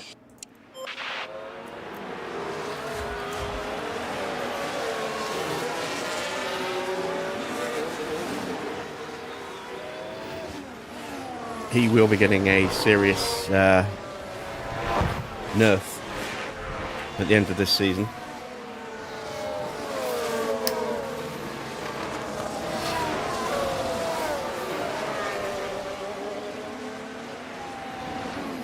And we have a yellow flag out there. Mick ran wide. So annoying. I think he just Here jumped we the are, we're chicane looking slightly, at turn 11. or the S's. Oh, and they need to be watching those track Just limits. went a little wide on the Perhaps a exit there, little so that's lapse fine. in Hasn't damaged the concentration, car, at least I don't think he has. He hasn't dropped the DRS like Teo has, unfortunately.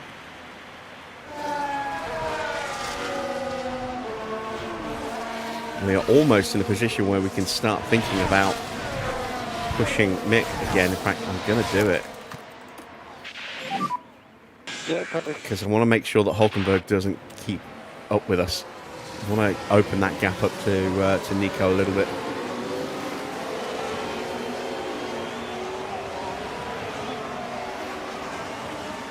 Oh, and here's a chance on Checo.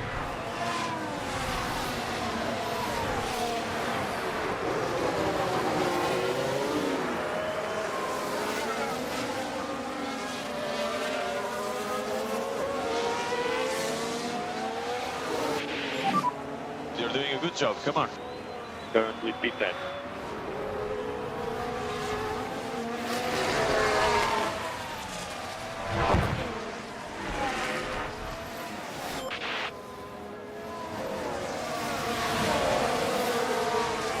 When I say nerf, I don't mean I'm going to, nerf him into oblivion. But he is not as good a driver as this game seems to think he is. And he certainly is not better than drivers like Isaac Kachuk. So we'll be doing some stat balancing to improve the drivers who need a little bit of a buff, drivers like Hajar, and we'll be nerfing the drivers who need to be nerfed a little bit because the game thinks they're better than they actually are.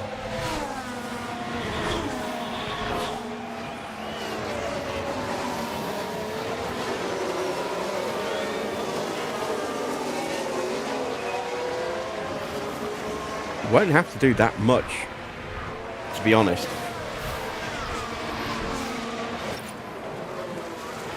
Oops, someone's picked up a fault. It is Ricardo in front of us. And as far as we can tell, they've got a fault with the car.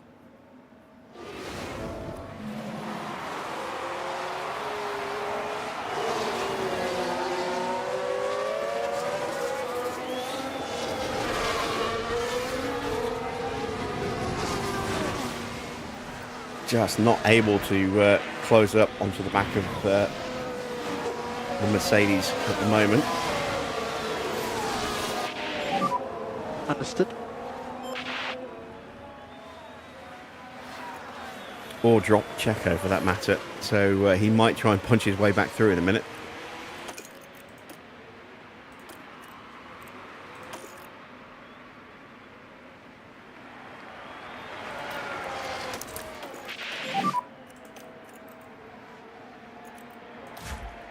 Copy. Copy.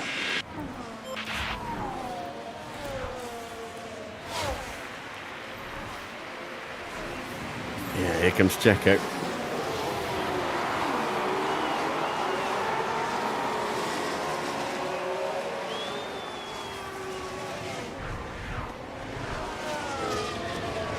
The lack of battery in those key the deployment areas really does hurt.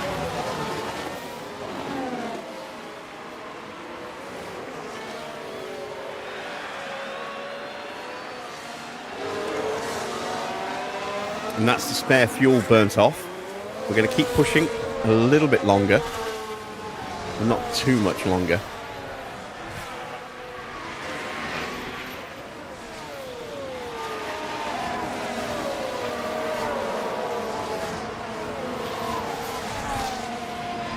And you see we have re-established our gap to Perez. Porsche now needs to push. Otherwise, he'll be nabbed by Valtteri.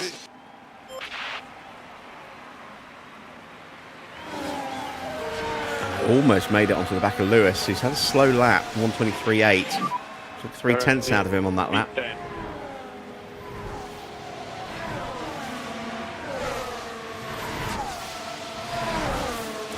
Hulkenberg is making a run, as Alex Albon is the first to peel into the pits after that lock-up of his.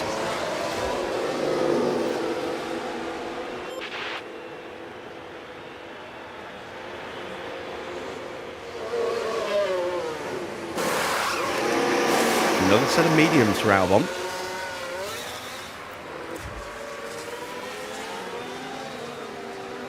And Hulkenberg is right on our backside.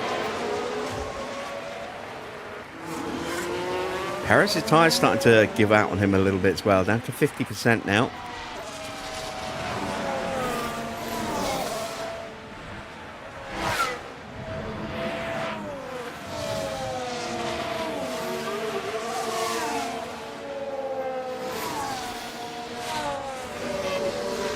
And we're into DRS range.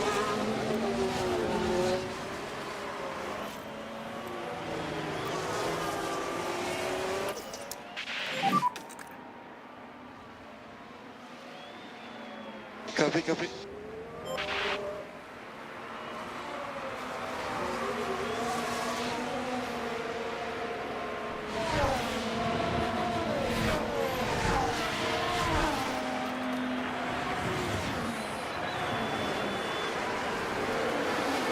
There you see Hulkenberg having a little look at the back of Schumacher, who's dropped away again, although having said that, it's a slow exit from Russell. And we are now into slipstream and DRS range. Can we stay ahead of Hulkenberg, though? That's the question. Looks like we can.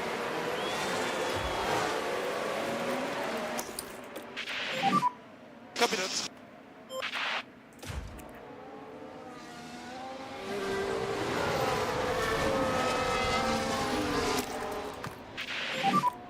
Copy.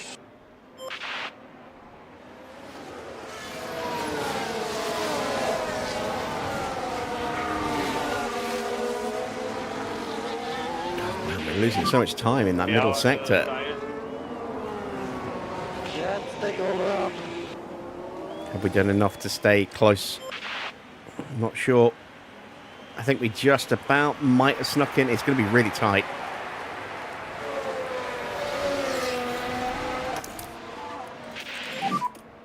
Copy. No, we didn't.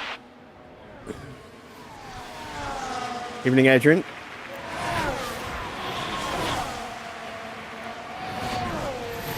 Porsche's pit window is open.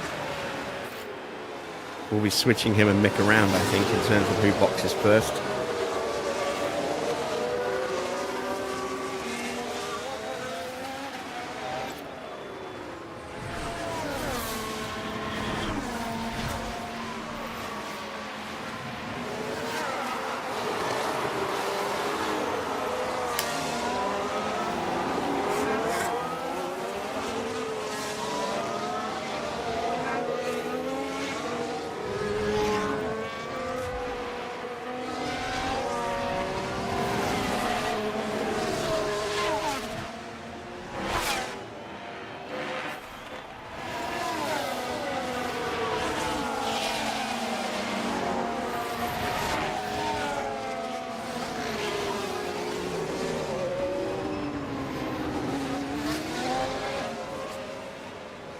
Farah just doxing everybody in the comments.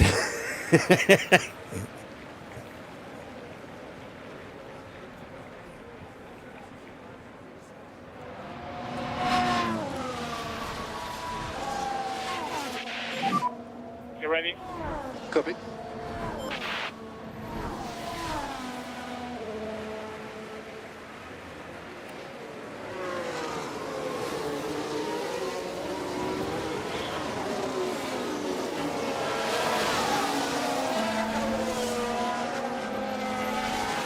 You're from outside of Washington, D.C. So am I. I'm outside of Washington, D.C.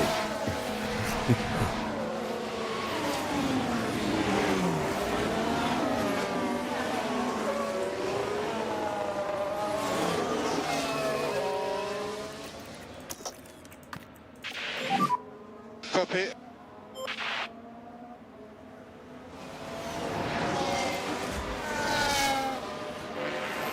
All right, I think we're just going to have to face facts. We're not going to get onto the back of these guys, but we are going to get an undercut, potentially.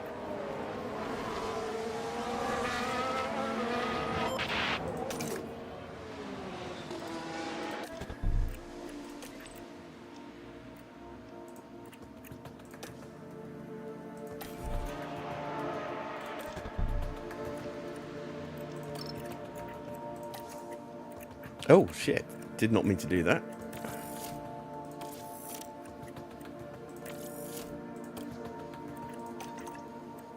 That's what I meant to do.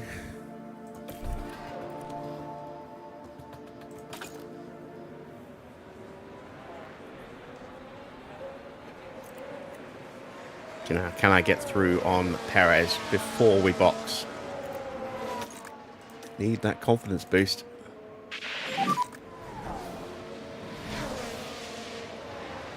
Copy.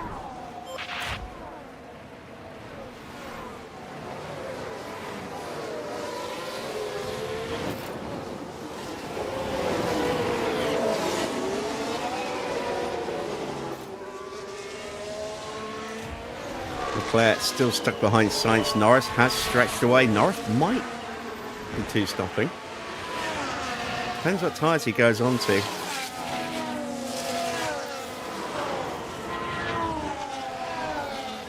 The dirty air in that middle sector is killing everybody. Leclerc just can't stay with Sainz.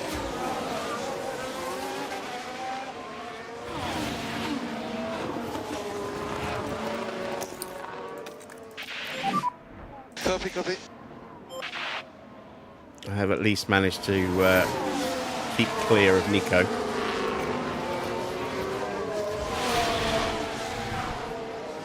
And let's see if I can get Checo, who's going to be boxing possibly at the end of this next lap.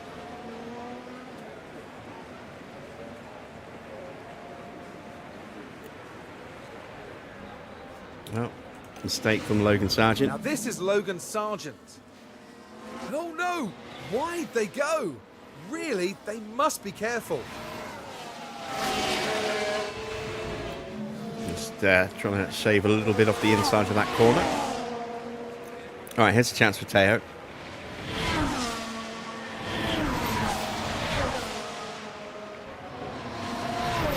And Magnussen is in. Copy, copy. Have a lunge up the inside. Does Perez shut the door? Can't quite manage it. And we have to back out. Ah, damn it. Yeah, man, no stress. Hard tyres for K-Mag. Copy. And the opportunity to get past Checo is gone. Copy, copy. One more lap maybe before he boxes. We're going one more lap with Mick, I believe. Yeah.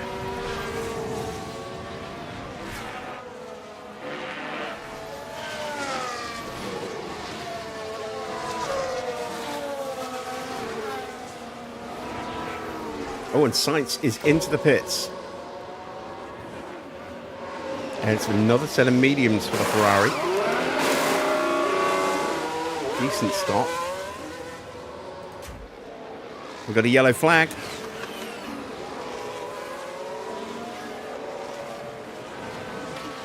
Magnussen locking up those Now brand new this hard was at turn tyres. 3. And the car just locks. Just unable to control the car So by nearly that hit point. the back of Albon then. Look at this tyre, they're 82% already. As a result of that lockup. Box now. Copy for box. Piastri has a look. And that is a very much shut door there by Charles Leclerc.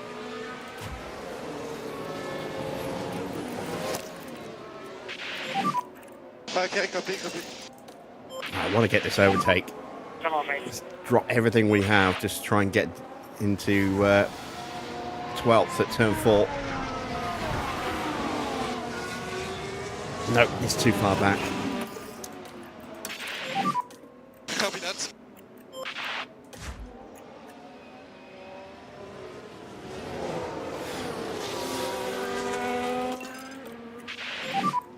We need to pass him. We are much faster than him. Come on. No, we're not much faster than Sainz. We are much slower than Sainz.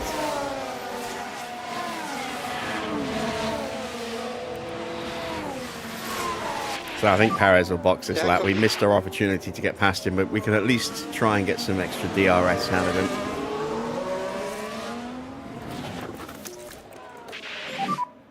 Copy, copy. Box. Perez is staying out? He is staying out. Tsunoda's in. Copy.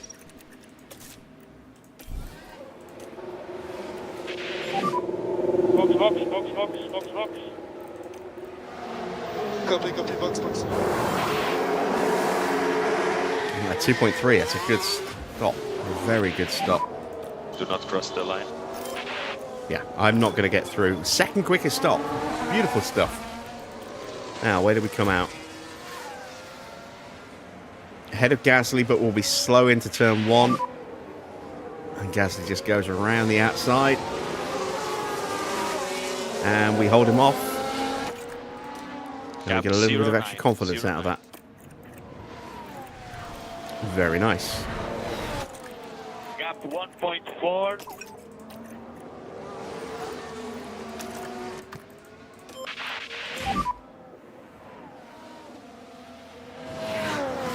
Copy. All right, Charles is in.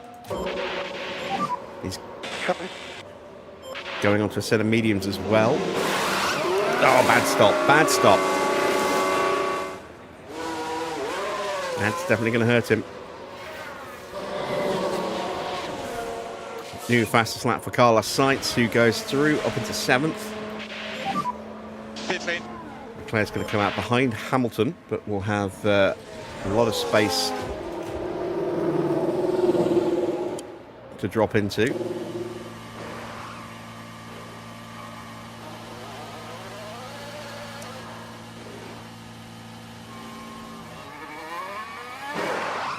Hulkenberg has stayed ahead of Perez. We've got another 2.37 stop.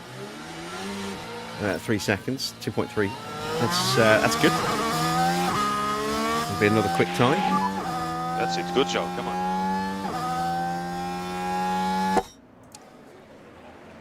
As Mick And it was gets Mick through on Schumacher Logan involved. Sargent.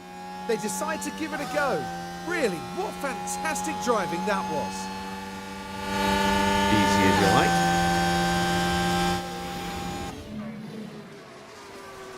And that stop from Porsche slightly quicker than Mick's stop. So, Mick's in 12th.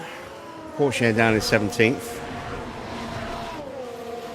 And now we need to make the most of these soft tyres and get past Perez quickly before he starts to push up onto Hulkenberg. Stroll and Ricciardo are in. Stroll has been a bit of a stumbling block, at least for earlier in the Grand Prix. Let's see if he gets out in a good position. It's an okay stop. Medium tyres. He will get out ahead of Mick, who is all over the back of Zhou. And Zhou's into the pits.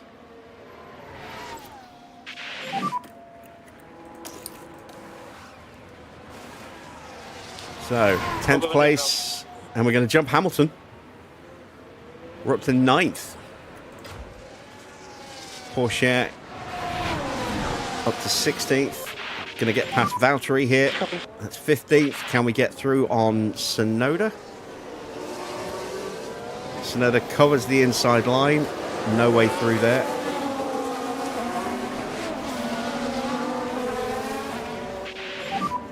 Temperatures are okay for now. And I think that's going to be us stuck here for a little while. So we'll go into top up. So Mick in the top 10 as Norris boxes from the lead. And it is a 2-stop for Norris. Another set of mediums.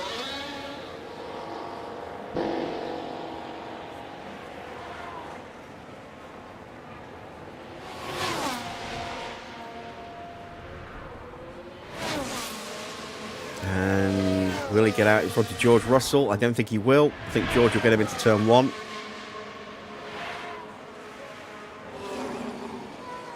And he does, but he is out in front of Charles Leclerc.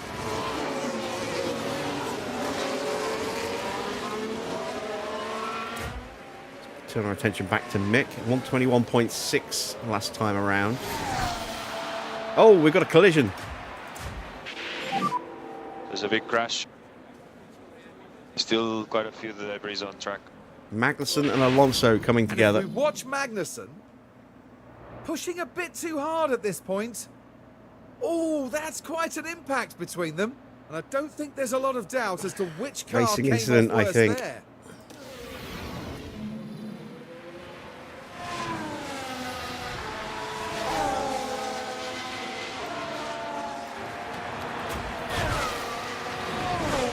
Some minor front wing damage to Magnussen, and there it is on that left side. A minor damage on the right side of Alonso's wing.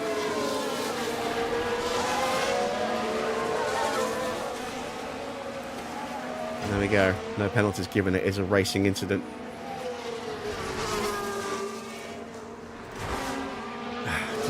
Ah, no, we're catching Gasly. I was going to say, did we get overtaken by Gasly? We did not.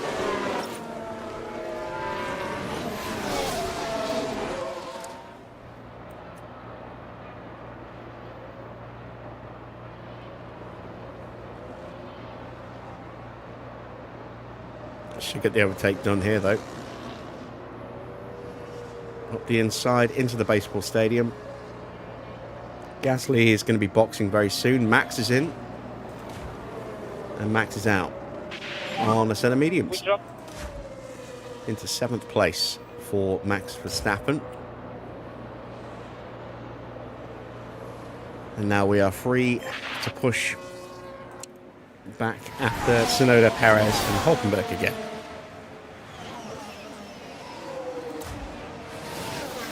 So Hamilton is closing in, took 9/10 of a second out of Mick on that last lap. We are only a couple of tenths slower than Stroll, gaps around about 5 seconds. We're in a good place at the moment. It's Oscar boxes from the lead.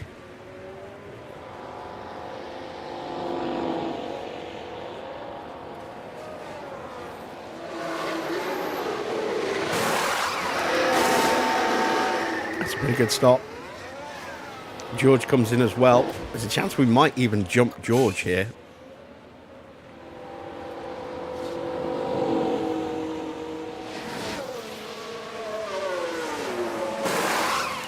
It's a bad stop. That certainly helps our chances. It's a really bad stop. And we are going to jump George Russell here.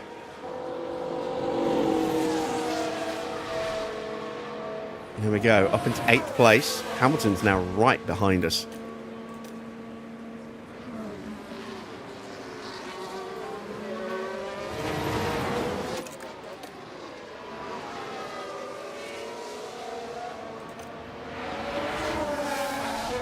And Russell slots out just in front of Hulkenberg and Tsunoda.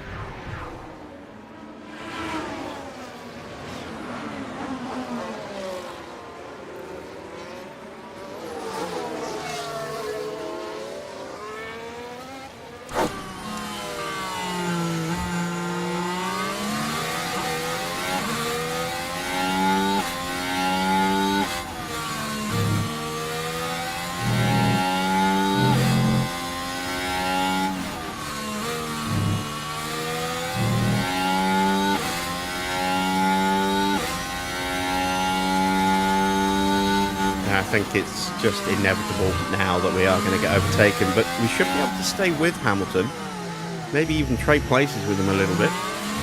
Evening, Victor.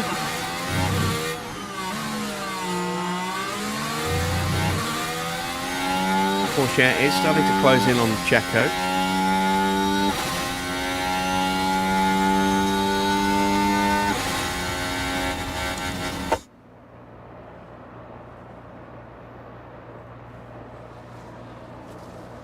Hamilton looks to the inside. Mick covers him off.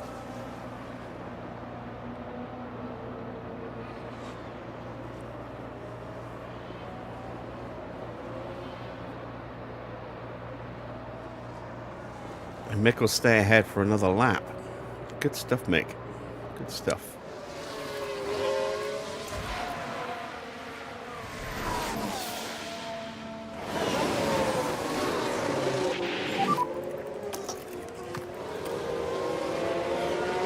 Try and get onto the back of this group behind George.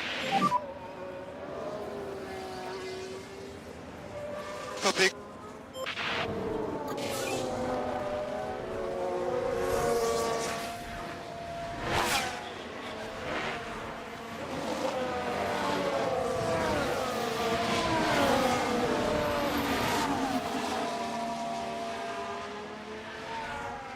We can put a little bit of pressure on Perez, who is right on the edge of getting dropped. We might be able to force him into a defensive line, which will make it easier to get a run on him.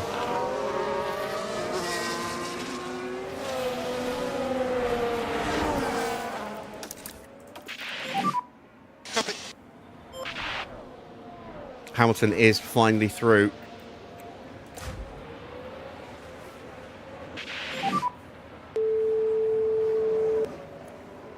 The car is coming to us.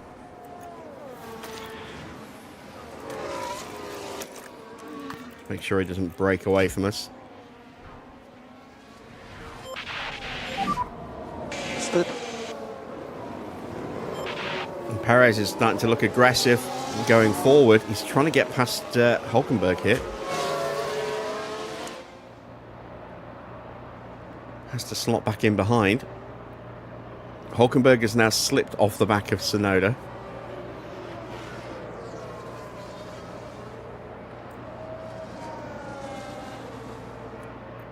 You can see we are right there as well. Let's go into harvest mode. Copy, copy. Haven't been able to stay with Hamilton.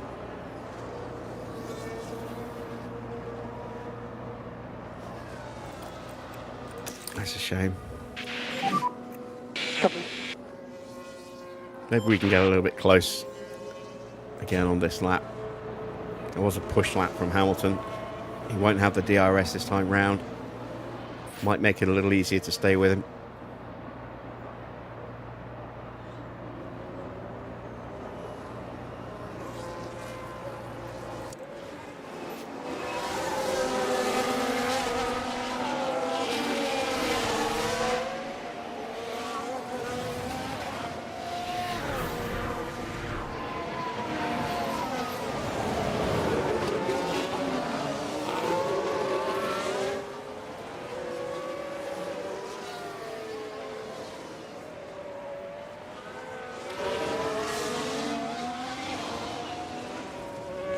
And at this point, we can't really move forward because Perez is so close to the back of Hulkenberg. So even though it might drop us slightly out of DRS, we'll stay in the... Well, actually, no, let's go to top-up mode just to make sure we do stay in for the start of the lap. But we're not going to try and push forward until Perez makes the move on Hulkenberg.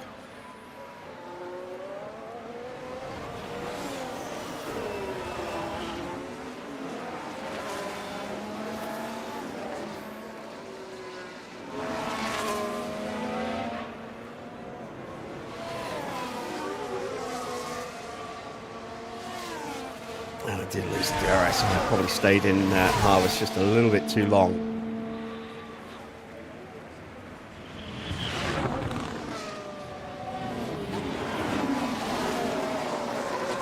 Perez cannot get through. That will slow him down, and that will bring us back into range again.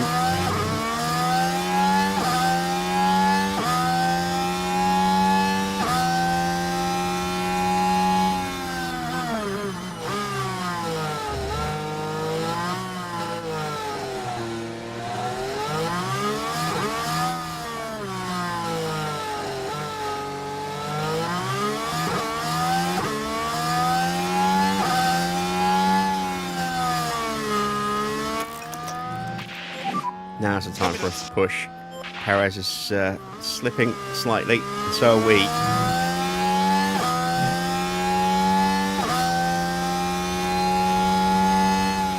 So we need to push to stay in range, and if Perez doesn't get back in range, then we could maybe get him.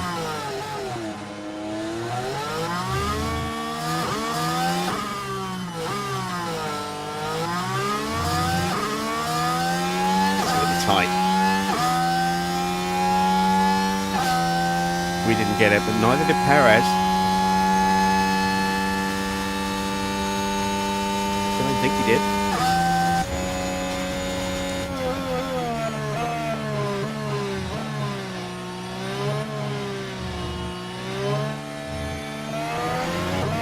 Magnussen in again.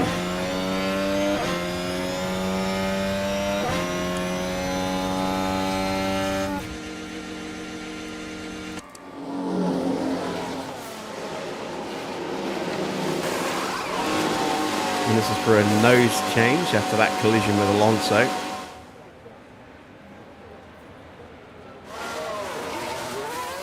And away he goes.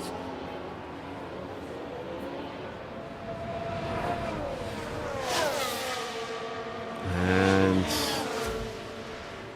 he has been lapped by everyone up to and including Daniel Ricciardo. There's Verstappen. I just can't stay with Perez.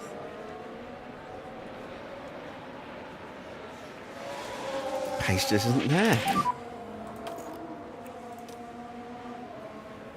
Copy that.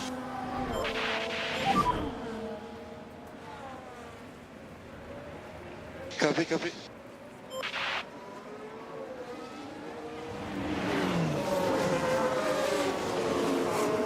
All right, it's checking with Mick. A couple of seconds behind Hamilton. Russell's starting to close this down quite quickly now. He's just 2.5 seconds behind us.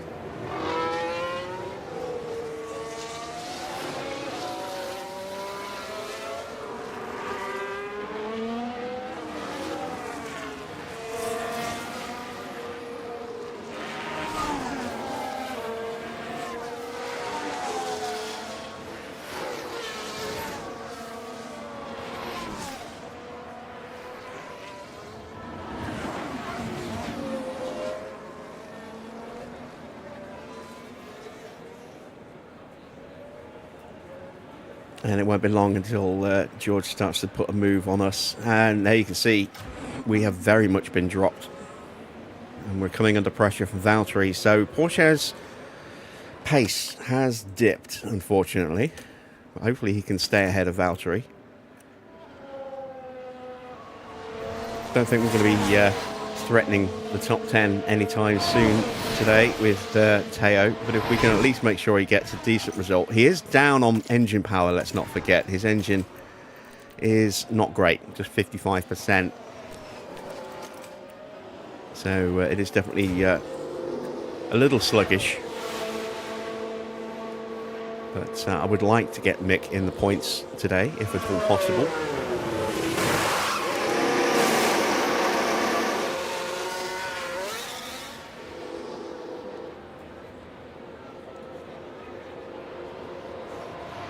No, I didn't, Farah.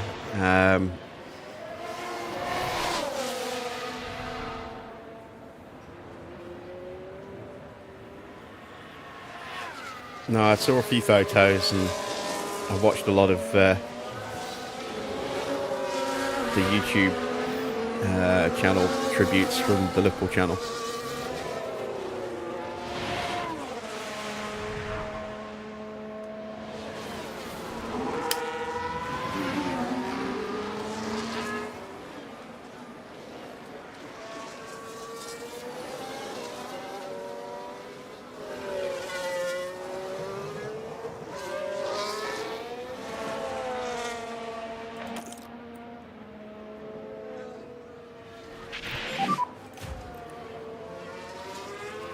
Russell gets through. Our pit window is going to open up very, very soon.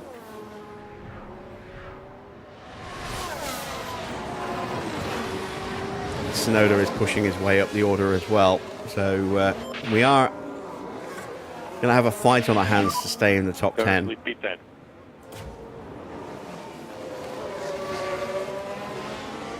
Gap 1.0.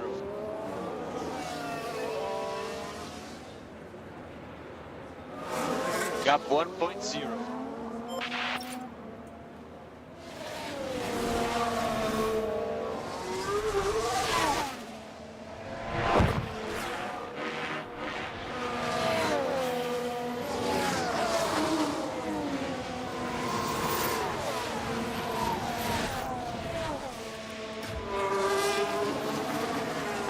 This will be an easy pass for Yuki as well.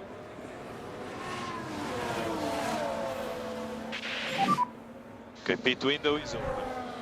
Yeah.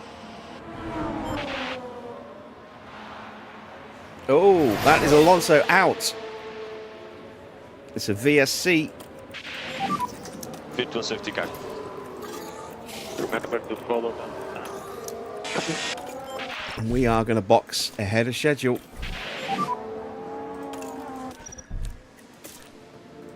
Take advantage of that. Evening safety clock. Box now, push the box. Copy, box. Box, box, box, box. Okay, copy, box, box. Fault popped up for Gasly as well. Didn't get the chance to react to that.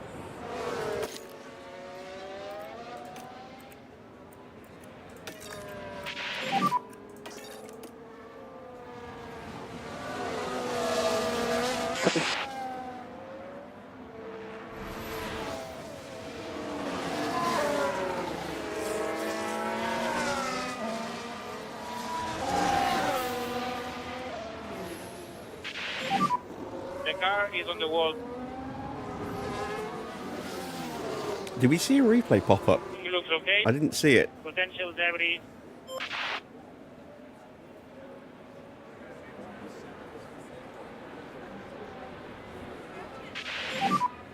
Copy, penetrate.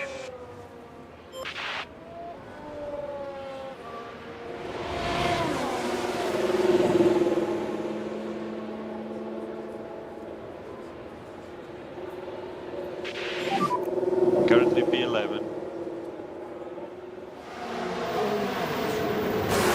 Cap 0. 2.7. It's not great. But we're getting a cheap pit stop. Have to nurse our tyres a little bit on this stint. Another 2.7. But again, it's a cheap stop. Can we get out in front of Zhou? Gap 1.5. Even though we're under behind. VSC, it might still let them through into turn 1. Hopefully it won't. It shouldn't do.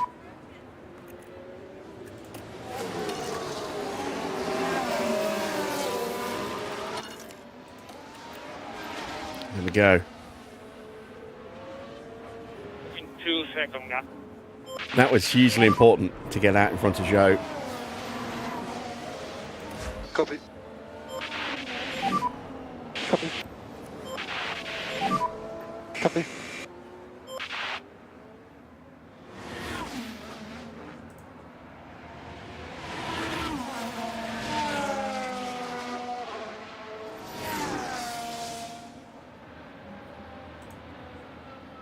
And there we go. VSC is VSC ending.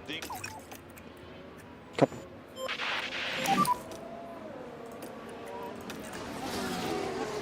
Copy. DRS enabled. Copy. Don't know whether we're actually going to be able to stay ahead here. Copy. Copy. I've got a nice tyre wear advantage, but it's a long old drag down to turn 1.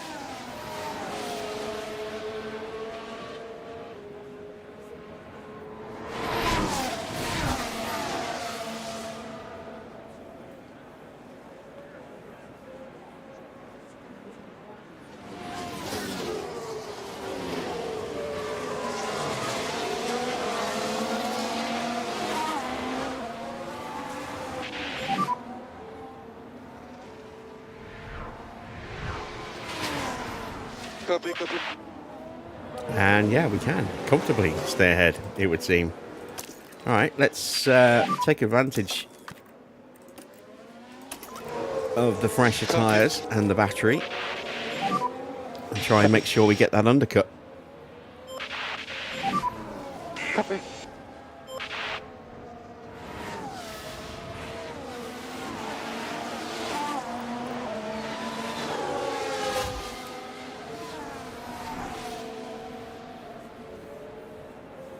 I think it's, what is it, Truck Simulator Euro 2025 or whatever it is.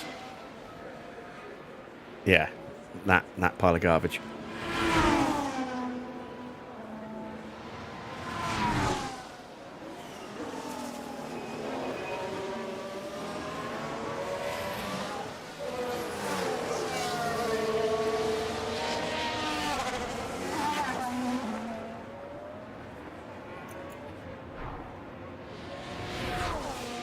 Don't do it to yourself, Adrian.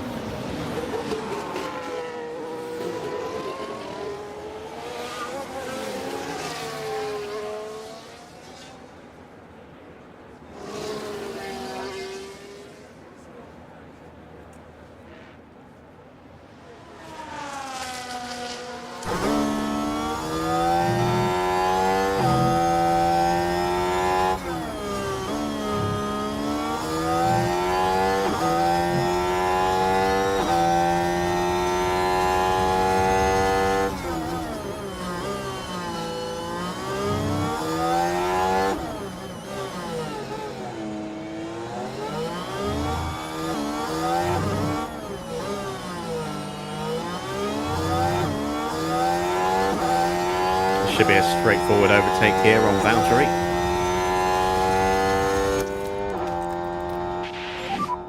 Copy. Valtteri tries to squeeze us.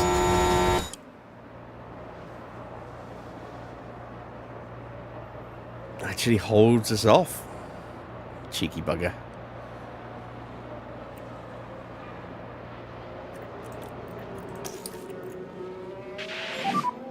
Copy, copy. Tires are good, mate. Copy. Copy.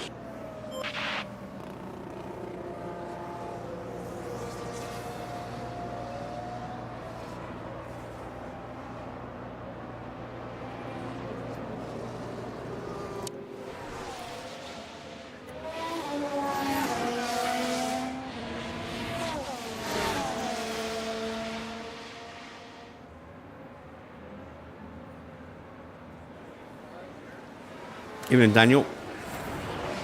What do I think of Horner sacking as Red Bull? Red Bull, does this mean Max will leave us now as well now? I think no. I think the opposite. I think it means Max is more likely to stay.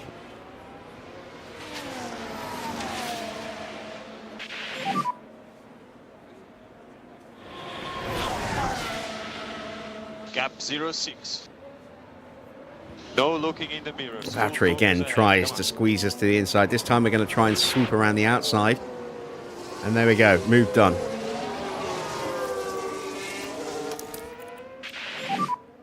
Copy. And we are away. We're already a second and a half clear. Lovely move.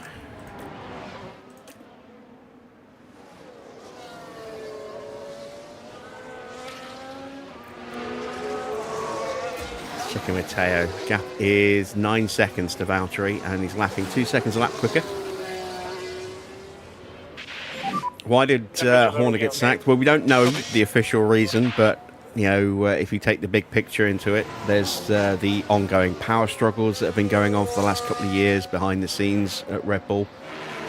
Ever since Dietrich Mateschitz died, there's been the big drop-off in form, the fact that you know they've made a series of blunders with their second seat, and expensive blunders at that. And you can't forget the investigation, or the two investigations into the allegations last year as well. I think results is probably the what's finally done him in, but I think it was inevitable at some point he was going to have to go. It's just a shock that it's happened in such a dramatic fashion.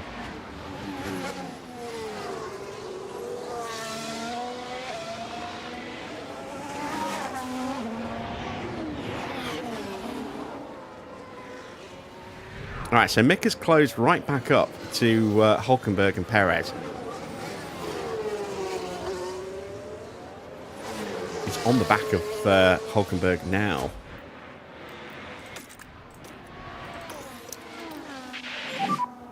Where do I think Horner will go now? I don't think he'll go anywhere, at least not for a while. He might come back into Formula One at some point, but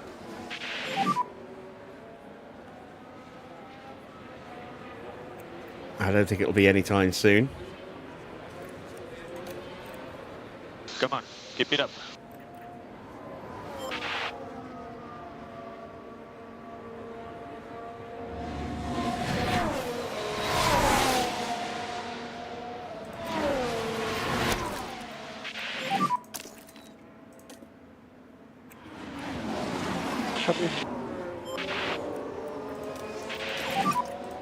Okay, good job.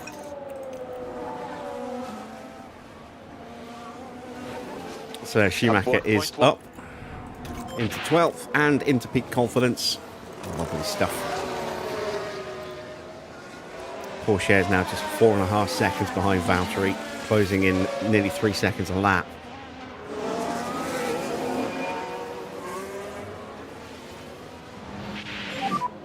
Gap 09. We need to focus on going forward now.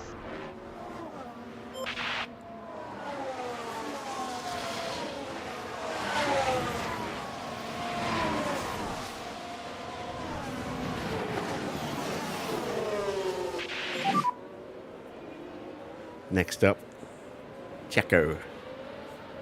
Understood.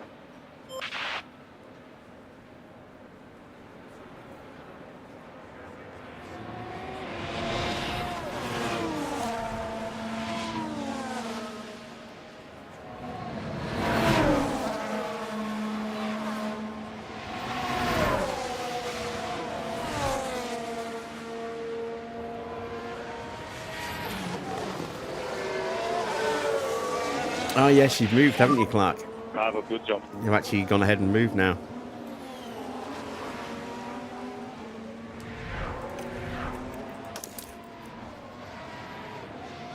The Christian Horner situation is crazy. Slop content coming soon. Yes. All right, both Ferraris are in at the same time. Leclerc had to double stack behind his teammate. It's hard tyres, so that'll be Leclerc to the end. And Sainz to the end as well. So Leclerc definitely getting the short end of the shrift. Getting short shrift there. The short end of the stick.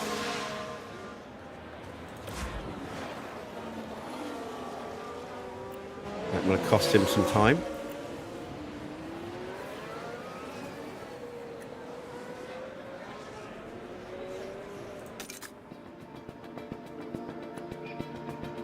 And we're almost to the point where I can start pushing these tyres normally again.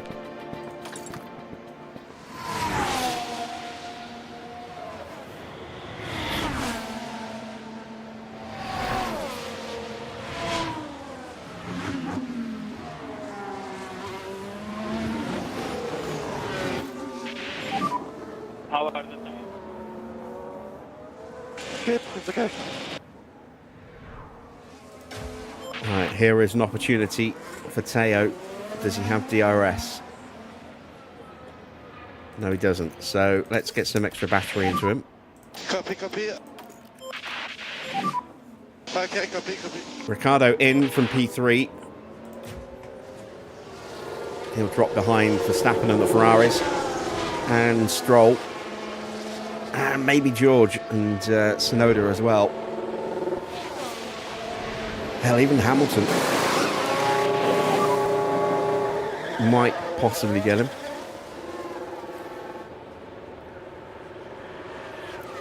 He's going to be very slow into turn one. New fastest lap set for Yuki Tsunoda.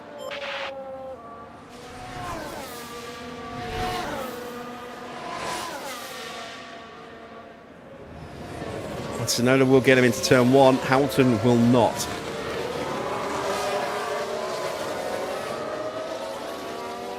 And that is Ricciardo going to the end.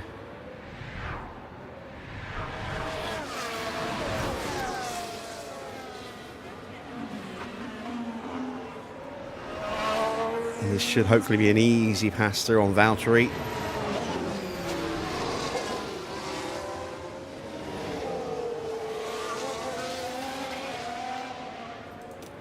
And it is. Good job.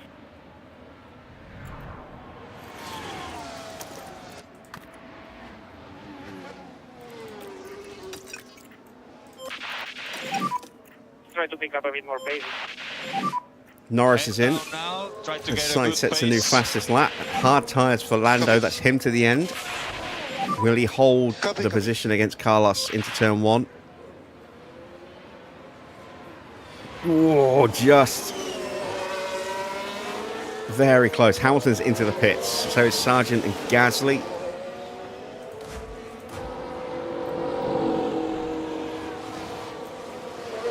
This will be Hamilton's final stop. So we can go for a while on these softs before we need to make our final stop.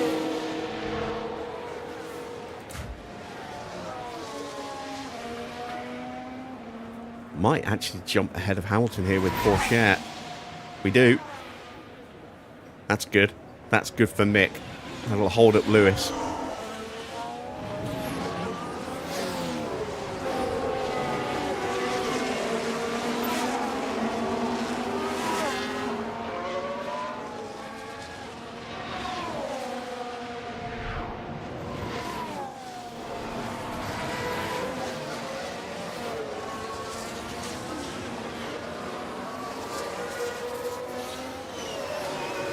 In comes Verstappen.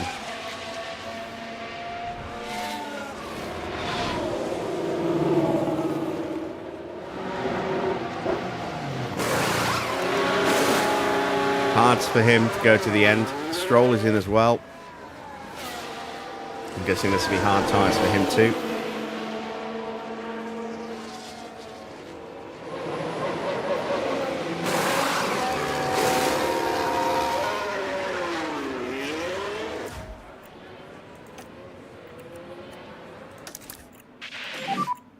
Copy that.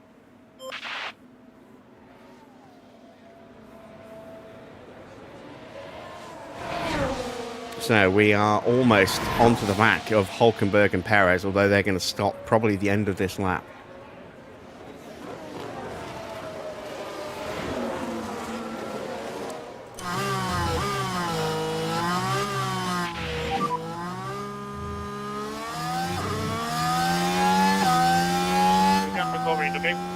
Oscar boxes from the lead.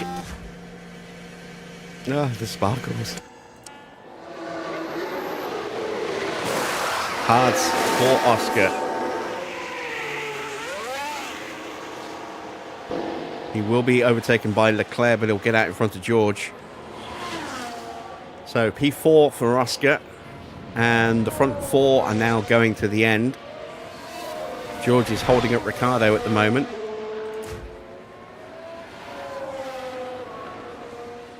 But only just.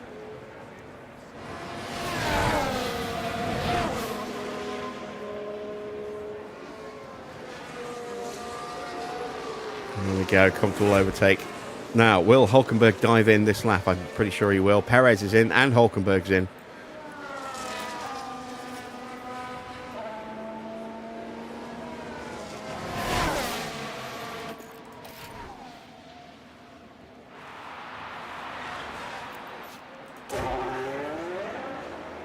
Hard tyres for Perez. Hard tyres for Hülkenberg, who has to wait for Checo to go through before he can be released. And we have a yellow flag. Zhou in the barrier.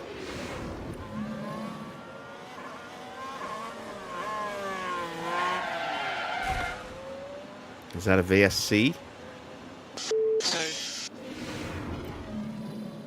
No, he is going again. But he has a puncture and he's going to have to go the entire lap before he can box. He is going to hold people up, that is for sure.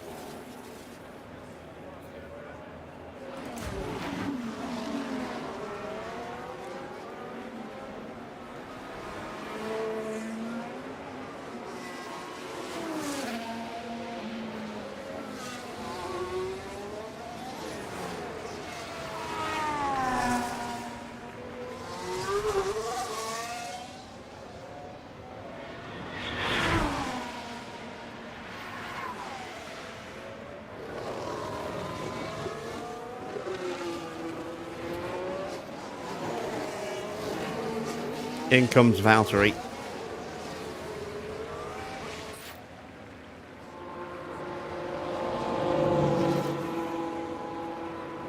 Fault for Norris. I've lost power.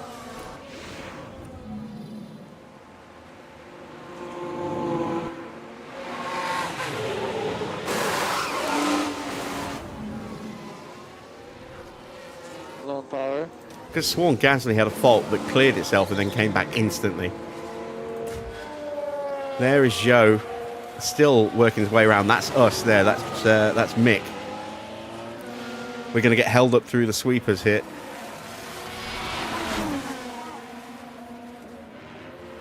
Ah, damn it.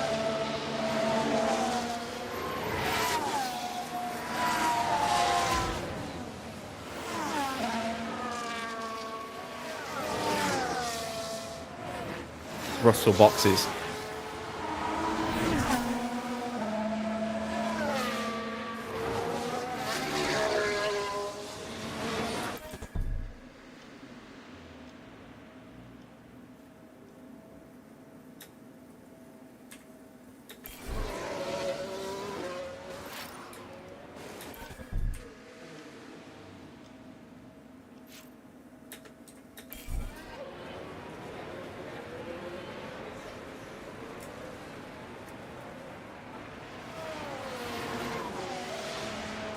And we are rocking it in P8 right now. Although we aren't going to stay in P8, I don't think. Pourchaire's through into the points as well. There's George. He's going to come under immediate pressure from Lewis. And Lewis gets in front of George. That's good news for us because his tyres are in worse shape.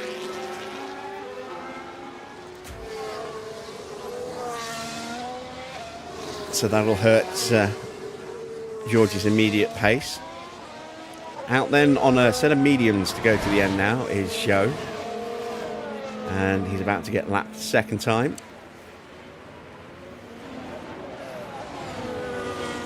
Sainz goes through. Norris gets held up a little bit here.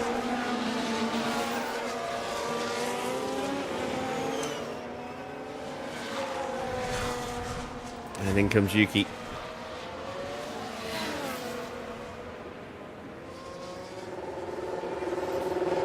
So this is going to promote us up to 7th and potentially 9th as well. Again, we still have to make another stop.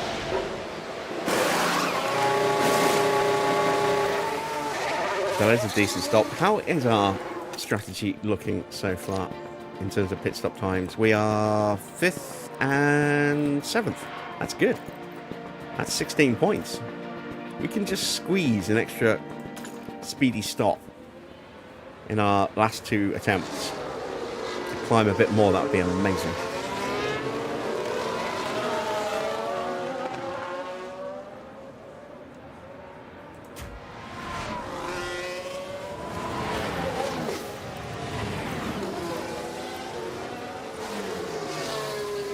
I'm going to have a go at the fastest lap with Schumacher once we come back out of the pits.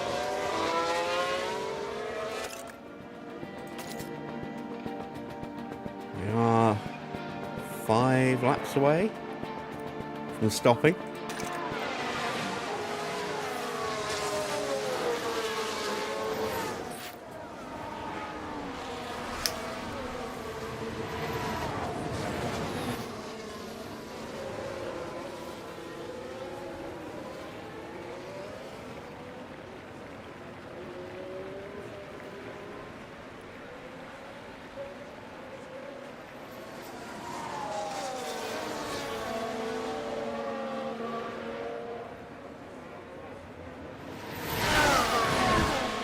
It's going to be an easy pass for Lewis, and George might even get us into turn 1 at this rate as well.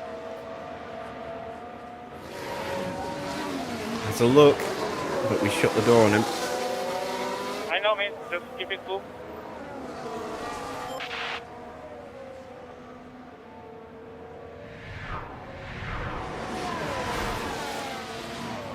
And will this be a lunge? Yes, it will. And that is Porsche out of the points.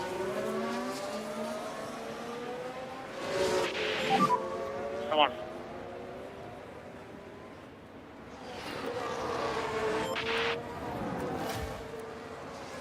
I'm pretty much at full battery with Mick, which is excellent.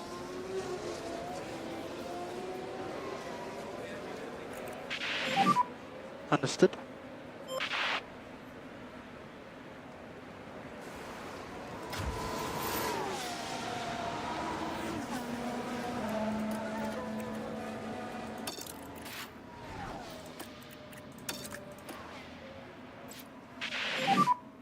So let's pick up the pace. Sonoda's going to jump me here as well. Like I said, I didn't think Porsche would stand a chance of getting anywhere close to the top 10. If I can get him into 12th at the end of the Grand Prix, I'll be happy with 12th. Be very happy with 12th, and I desperately want to get some points for Mick, even if it's just 1. You know, that would be awesome. Ideally, we can get the fastest lap as well. Gonna have to try and be a little clever with when we actually go for that one, I think, just to maximise our chances, because we're only really going to have 1 shot at getting it.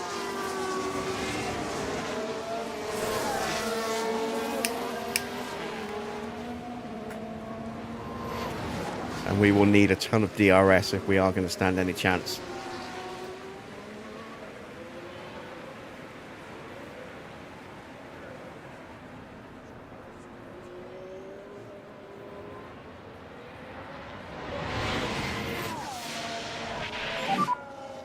So, Sainz leads by a little over 3.5 seconds from Lando Norris.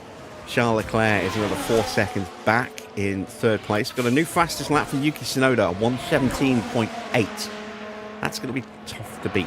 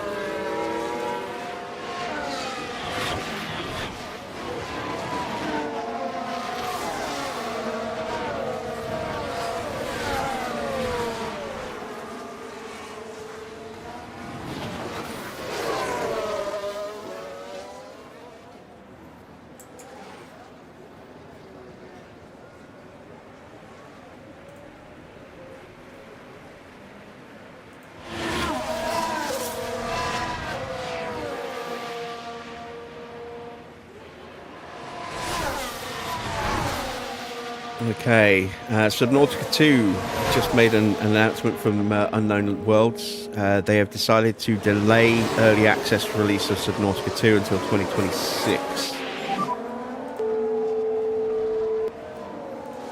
Let's go, come on. Eyes forward, come on. Right then, you can take a look now. Here we've got the Aston Martin. There's the opening.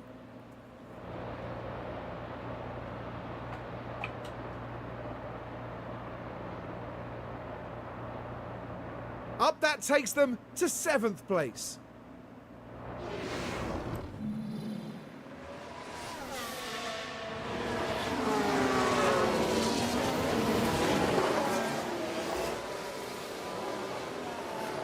Mick had some strong feelings about that Subnautica delay. Yeah, he's not the only one. No, I mean, I don't mind. I'd rather the game was in a good enough state to play. I don't know if I'll get the early access on it or not. We vote now. Copy the box. Box. Okay, copy. Box. Alright, Albon's boxing.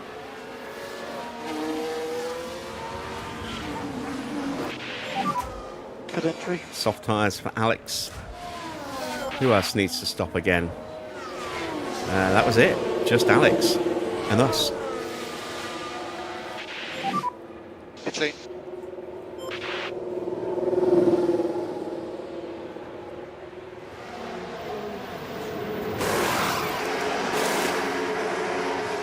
.6.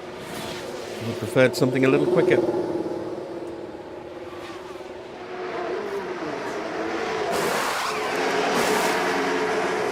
.344. Is that fractionally quicker? I'm not sure. Oh wow, we've been lapped.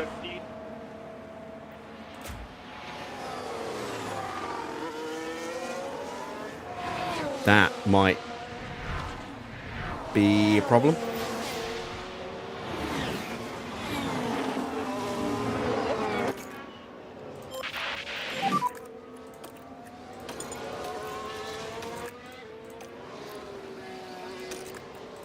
But it doesn't mean I don't have to worry about fuel anymore.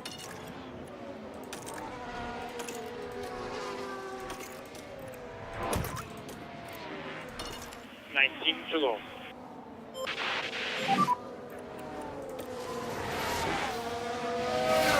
Copy.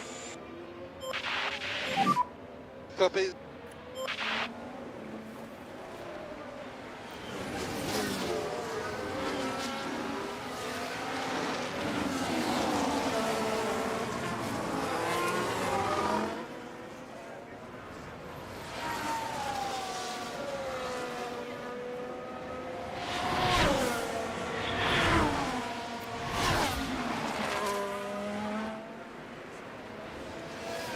So that's Valtteri behind me.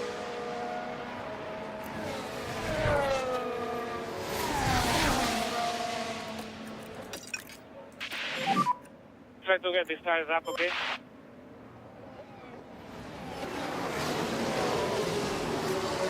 Ooh, bit of a squeeze, and he's got us. We'll get him back on the next lap.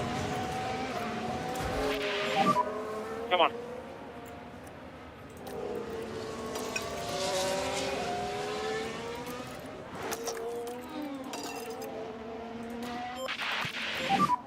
The main thing is the warm-up on this tire, okay?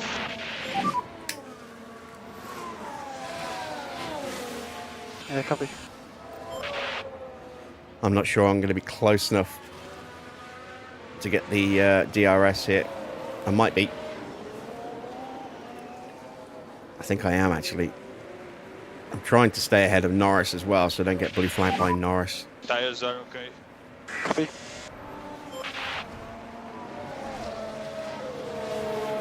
Ah, damn it, I didn't get it.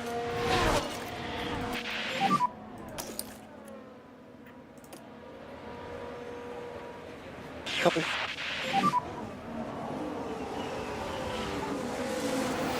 Understood. At the very least, I'll get a nice little slipstream through to the back of Hulkenberg here.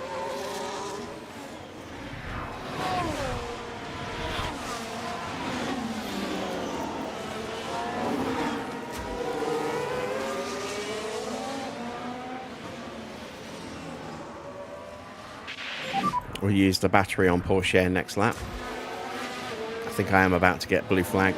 Yep, it's coming. So let's try to do a pledge exam.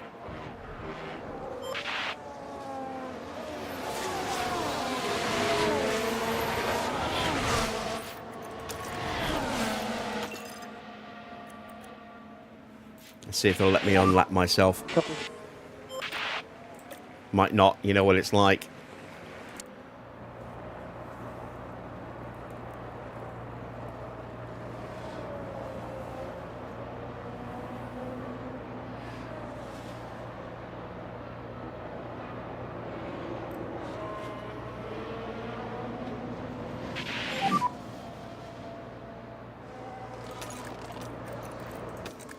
Gap 07.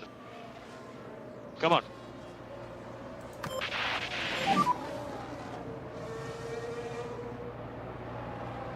Copy. Copy.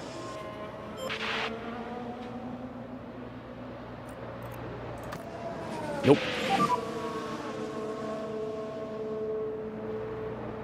Yeah, copy.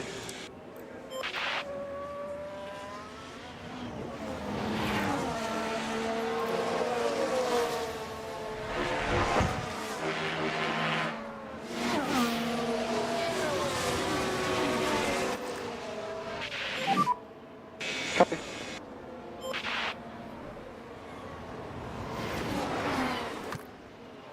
So we're not going to get fastest lap by the look of it. But we will get a new personal best. Let's go into harvest. Let's calm the tyres right down. Copy. We'll try again in a few laps.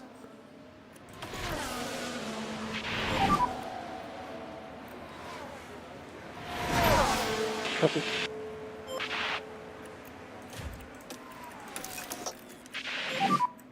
Copy.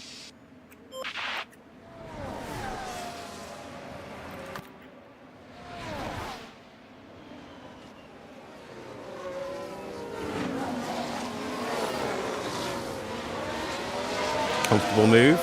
And we are through.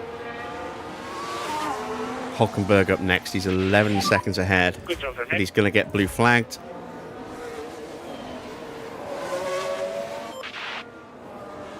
Oh, he has been blue flagged by both, hasn't he? He's going to get blue flagged by Leclerc and Piastri.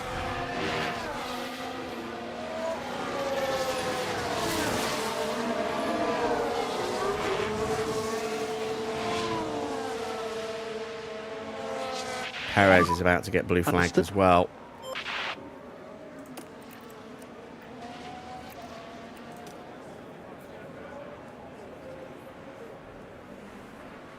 Stay in harvest for now.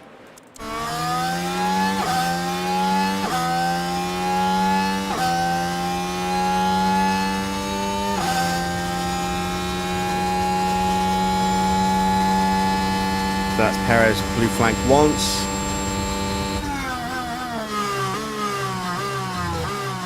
Blue flag twice. Gap 09, 09. Eyes forward, come on. And this has actually worked out quite nicely if Perez drops away from the back of Norris, because this will now give us what we need to get a DRS overtake on Perez on the main straight, and then get close enough to get DRS on the second part of the lap here.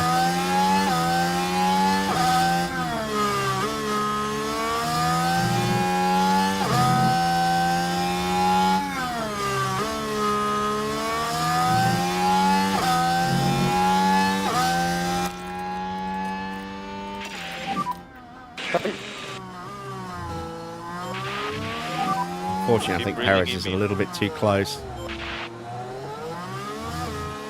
the back of Norris.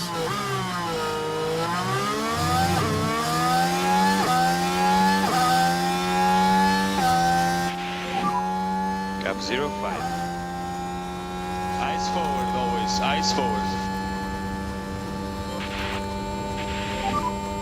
Copy.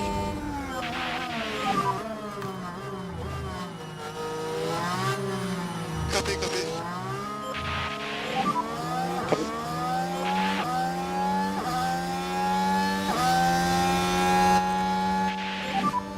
Copy. Not going to get it. Try to keep going. Copy. Yeah, copy. It's a big gap. Copy. 15 seconds to Hamilton.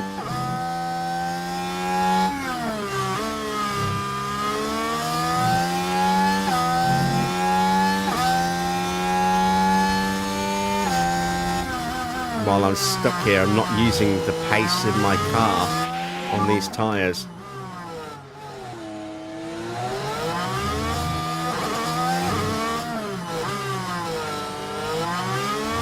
Head down, come on, head down.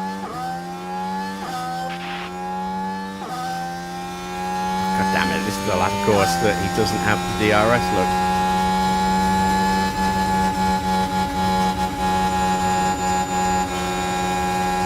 Gasly is potentially out. How about this? Good, it's okay.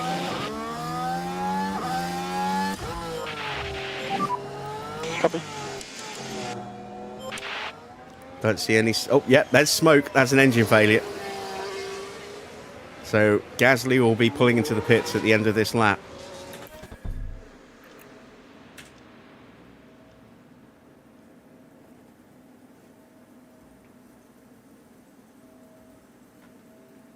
Press the wrong button. Didn't mean to drop an advert break there. Apologies.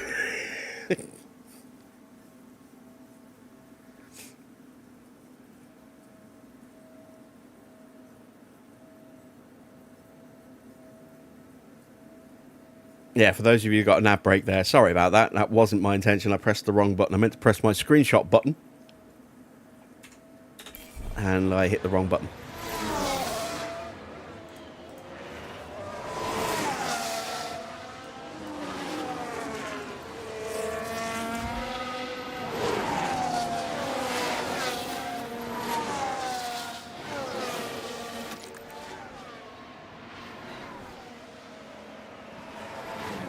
Purple middle sector. Have I done enough to steal the fastest lap away from Yuki Tsunoda here?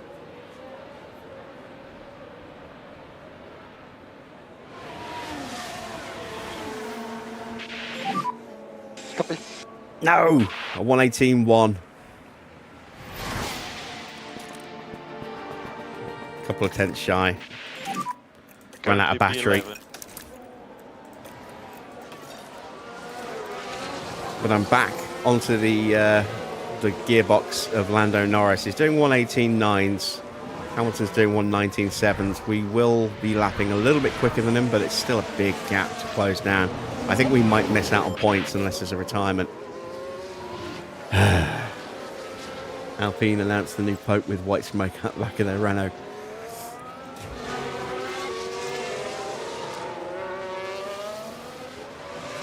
I think that's more likely just steam coming out the ears as they announce yet another management change, and the drivers go, what the hell is going on?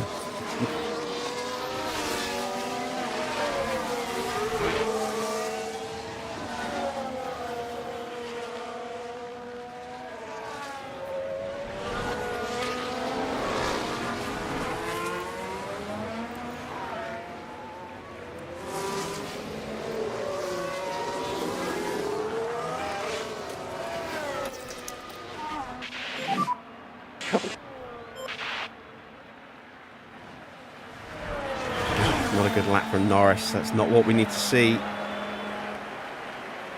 Luckily, Hamilton had a slow lap as well.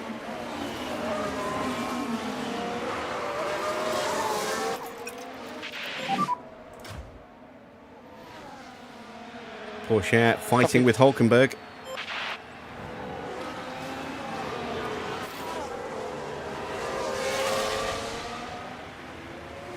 And gets the move done.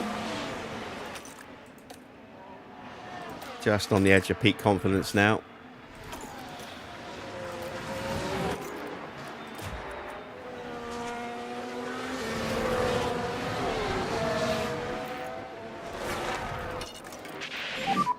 Head down now, try to get a good pace.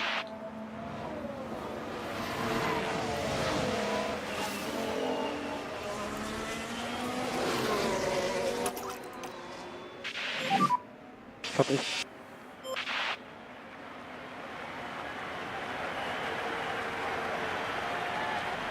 So it is between Sainz and Norris this race, it would seem.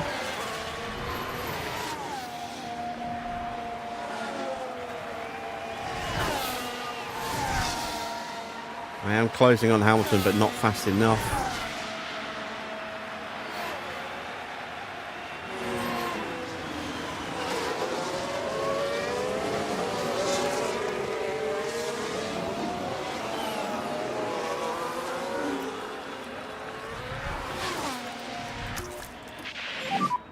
Copy.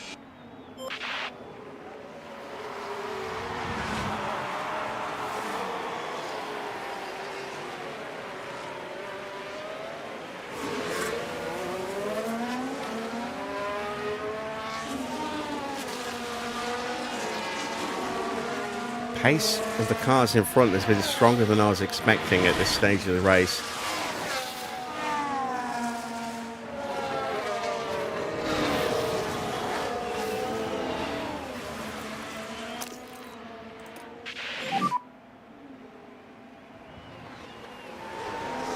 Copy.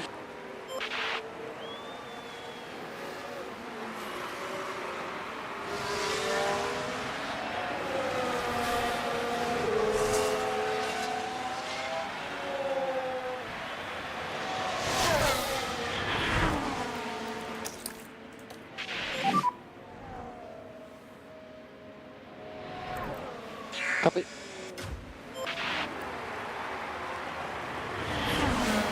Perez's pace is strong as well, annoyingly so. I don't think I'm going to get onto Perez with Teo here.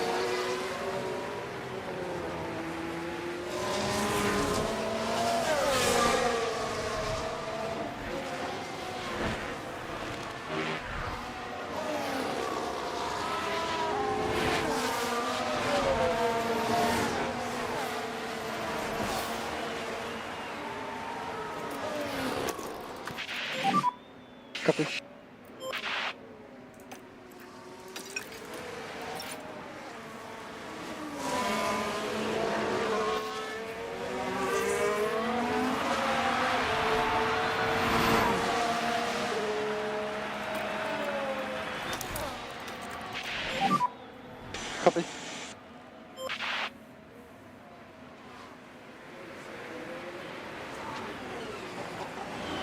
Yeah, so the pace of the front two is dropping away. I don't have the pace to get past them, so I'm stuck behind them. Same fuel. Copy that.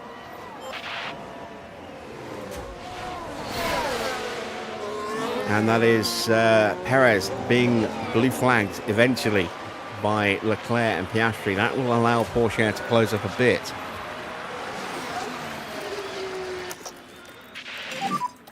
Copy. But there's a real risk that Perez might be able to hang on for DRS. Which is why I'm thrashing Porsche now.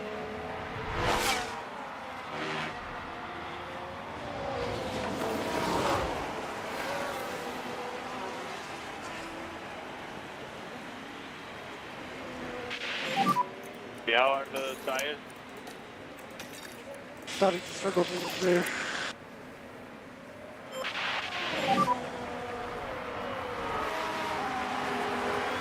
Copy. Copy. Copy.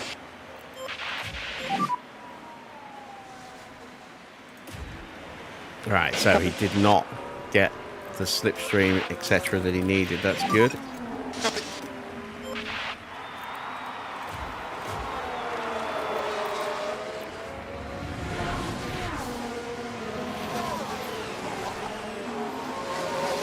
See Leclerc and Piastri are closing in on the front two here. This is the pace that I should be doing, 118s.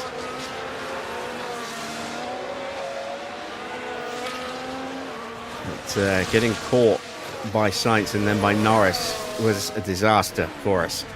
It's going to stop us from challenging for a point.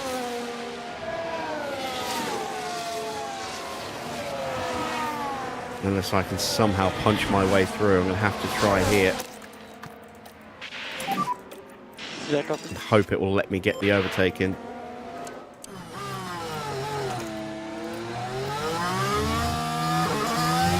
And not immediately blue flag me back behind him again.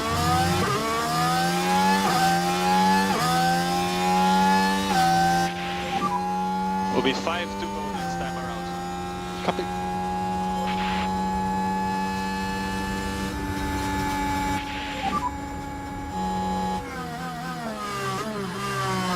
Copy.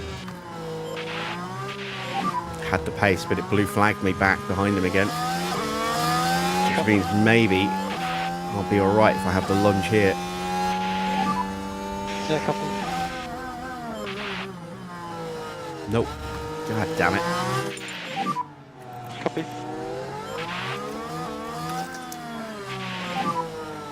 That's good.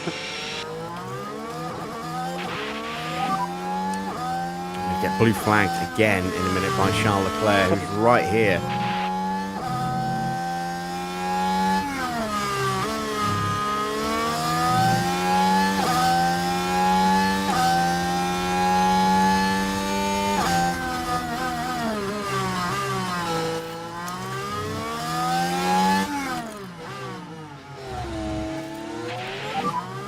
Yeah.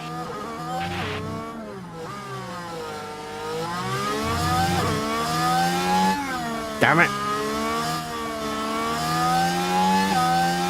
And now I'm going to drop into Oscar's clutches and get blue flagged by Oscar. Copy. God damn.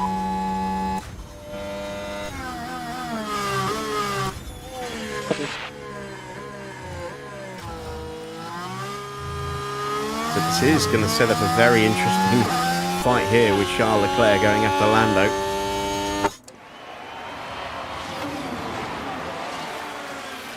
Hamilton is going to survive. There's no way I can close that gap down now. I need a retirement. Maybe Norris defends a little bit too aggressively against Charles here.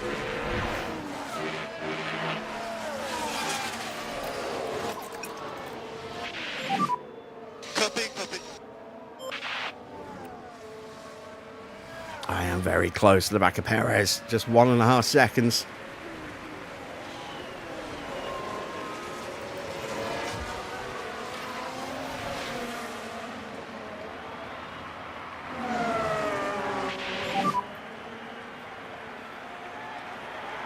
2 laps to go.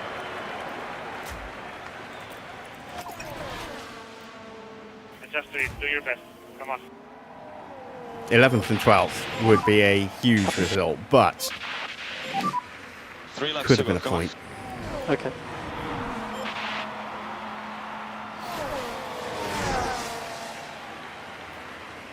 At the very least, though, we are looking at picking up some good points in the pit stops. 5th and 7th, that's 16 points.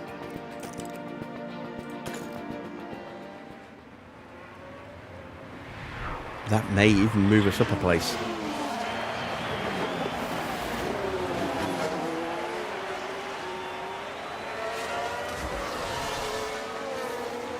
And Leclerc has got through, and he's going after his teammate. His tyres are almost gone, but he's got more pace. Is Charles Leclerc going to come from nowhere to win this Grand Prix?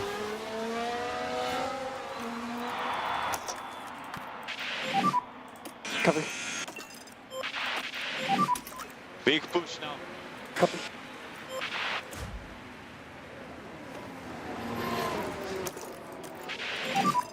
Copy that.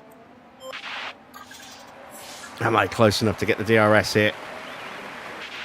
I don't know. I don't know. Okay. I don't have a lot of battery. I had to wait to make sure I had enough to get the launch out of this corner. Yes, I got it. All right, let's get this overtake.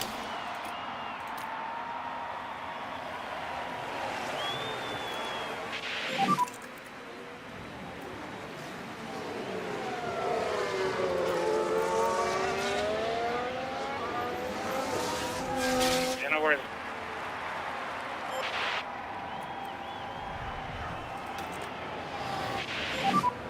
Hit me now. Copy. Nope. Ah, Copy. Copy, copy. it's not going to happen.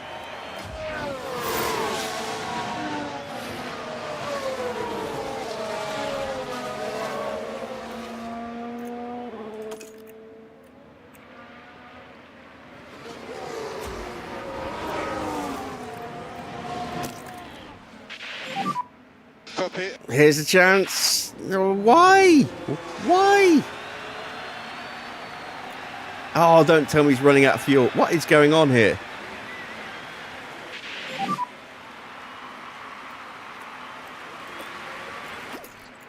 Come on.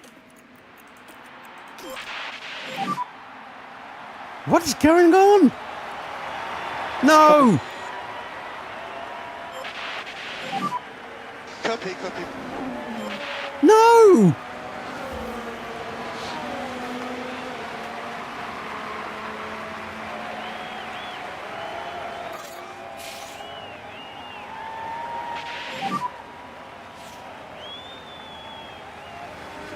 Copy.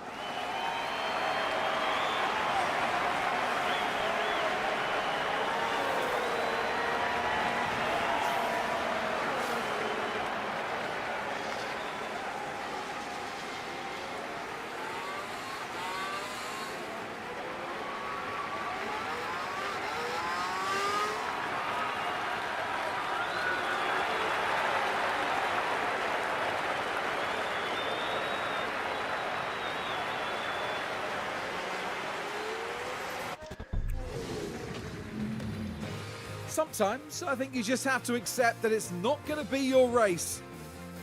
That was a bitterly disappointing retirement. The team certainly wouldn't have wanted their race to end this way. And with that, the Sainz name remains engraved in F1 history. 6 wins now in this season, they're not flagging. A mighty impressive victory. A carnival atmosphere, as always, for the Mexico City Grand Prix.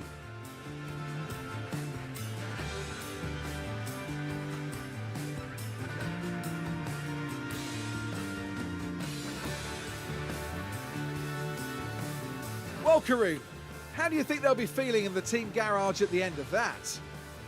It's not been the greatest weekend. Both drivers need to step up and show what they can do, and the team have to be there to support them. And that's it from us all here in Mexico City. Coming up in the next round is the Sao Paulo Grand Prix as we head to Brazil. Join us next time at Interlagos.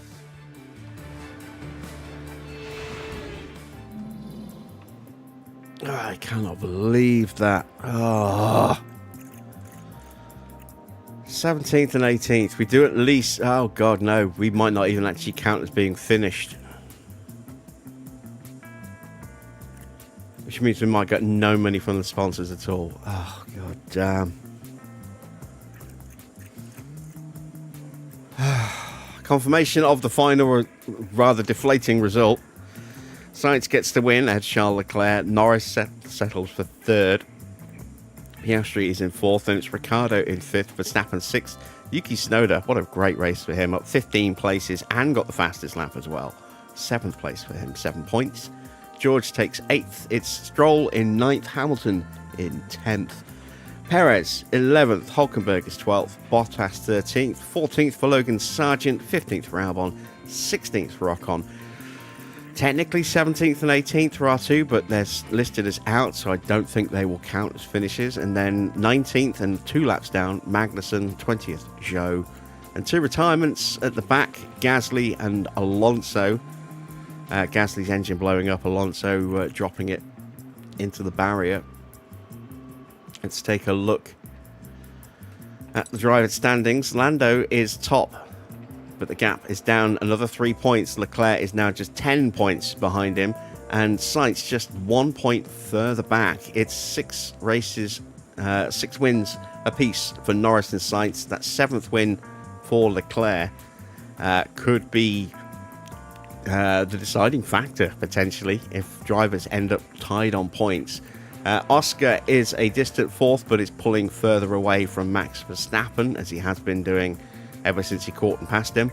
Yuki Tsunoda finishes, is sitting in P6. He is a long way behind Max. He's not going to catch him, but he can certainly close the gap and stay ahead of George.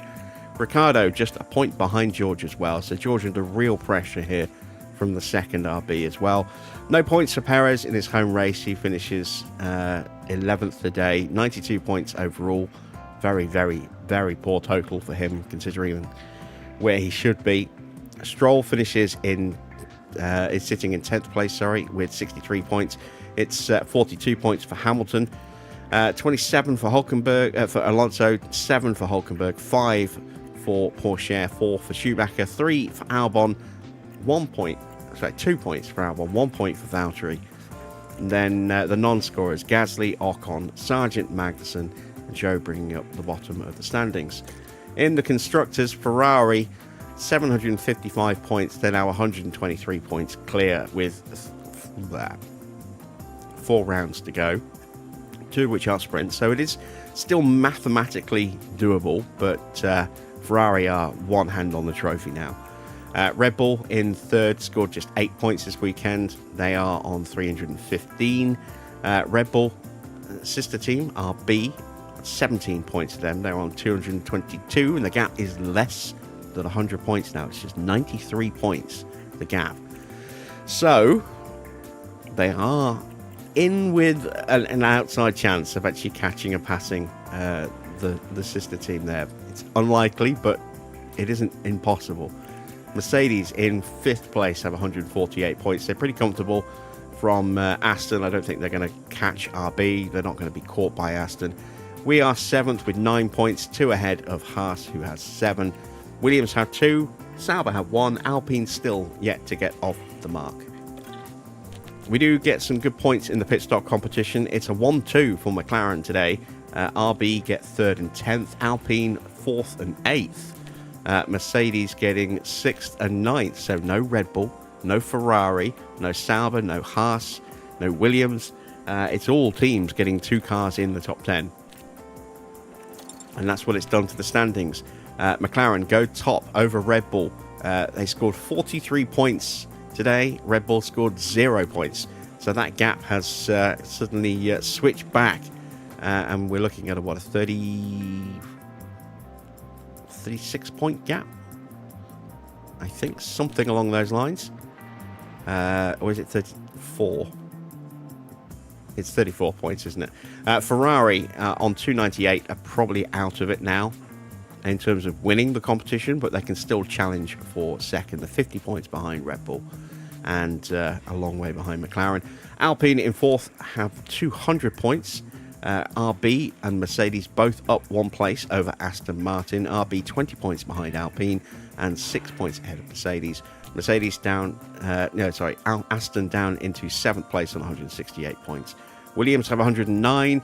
We get some really good points today. 16 points puts us on 82 points, opens up a nice little lead over Sauber, and also brings us within 27 points of Williams. So a couple of good pit stop results could see us gain 8th place. I don't think we'll do any better than that, given the gap to Aston and the number of races still remaining. I don't think we've got any chance. But if we can get 8th, that would be awesome.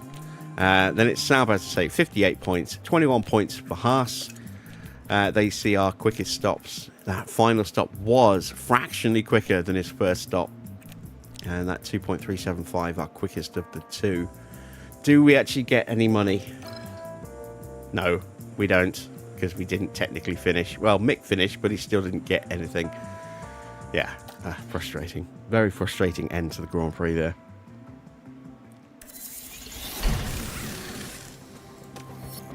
We have a spare suspension. Matt Harmon goes up by another rating point, as does Paul Rivera. Let's check the inbox. New ATR, the final ATR of the season, and we don't have enough money to do what we need to do. Damn. We're going to have to wait until after Brazil now. Potentially. Actually, we might be able to do it just before we go to Brazil. It's the end of the month. We've got another mil from the team. Let's see. Post-race data. We've got a rear wing failure and a side pod failure. Okay. Let's go to our cars and fix those up. Install the replacements. There we go. Install a replacement there. Still don't have another one. Am I even building another one? No, I'm not. I don't have the money.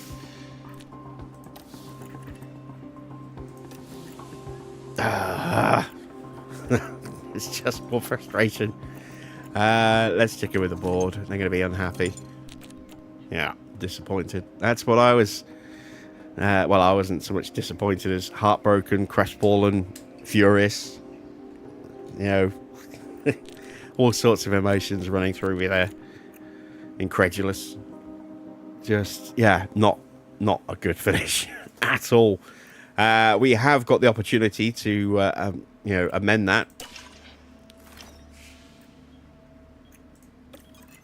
Let's see at the end of the month our affiliates. So Tuca has gained a point in smoothness, 2 points in overtaking, and a point in defending. Very nice. What about our main drivers? A point in smoothness for Mick, point in reactions, and a point in accuracy. 2 points in defending, point in overtaking, a point in control, and a point in braking for Teo. So at least we've got his control rating above 80 now, which is nice. There we go. We've got 2.35 mil, which is only just enough to get this rear wing project done.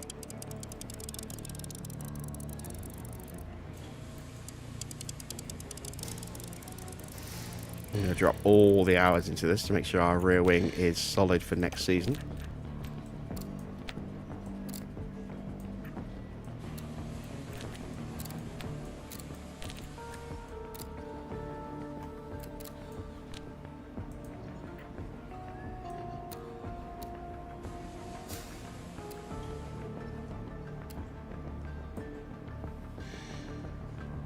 There we go.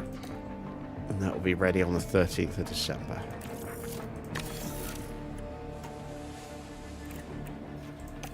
Alright.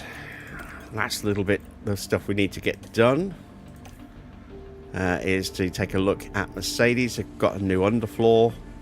One of the best on the grid, apparently. New front wing in the works. They haven't got many races left to actually use it. Toto not happy with where the team is. McLaren having an amazing season. Second in the constructors, fourth and first in the drivers. What a great season they've been having this year. Let's get our pit crew training done. So we are going in with 0 fatigue. Excellent. We'll come out of the sprint weekend with a little bit of fatigue. And now we're going to go heavy on gym training for 5 days straight. This is our last chance to make any meaningful improvement to our pit crew before the end of the season, as we've got a triple header coming up after Brazil.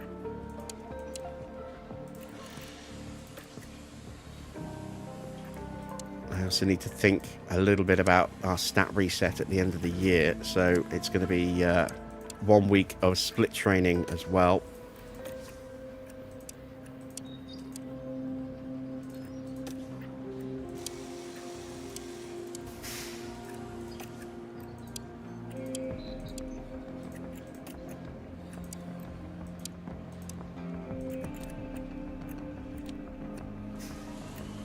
Space for another half day of training. Let's finish with a bit more car building. There we go. That's off to Vegas.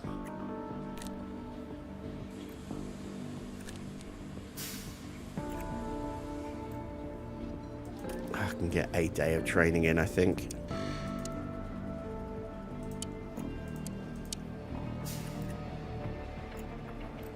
Day and a half.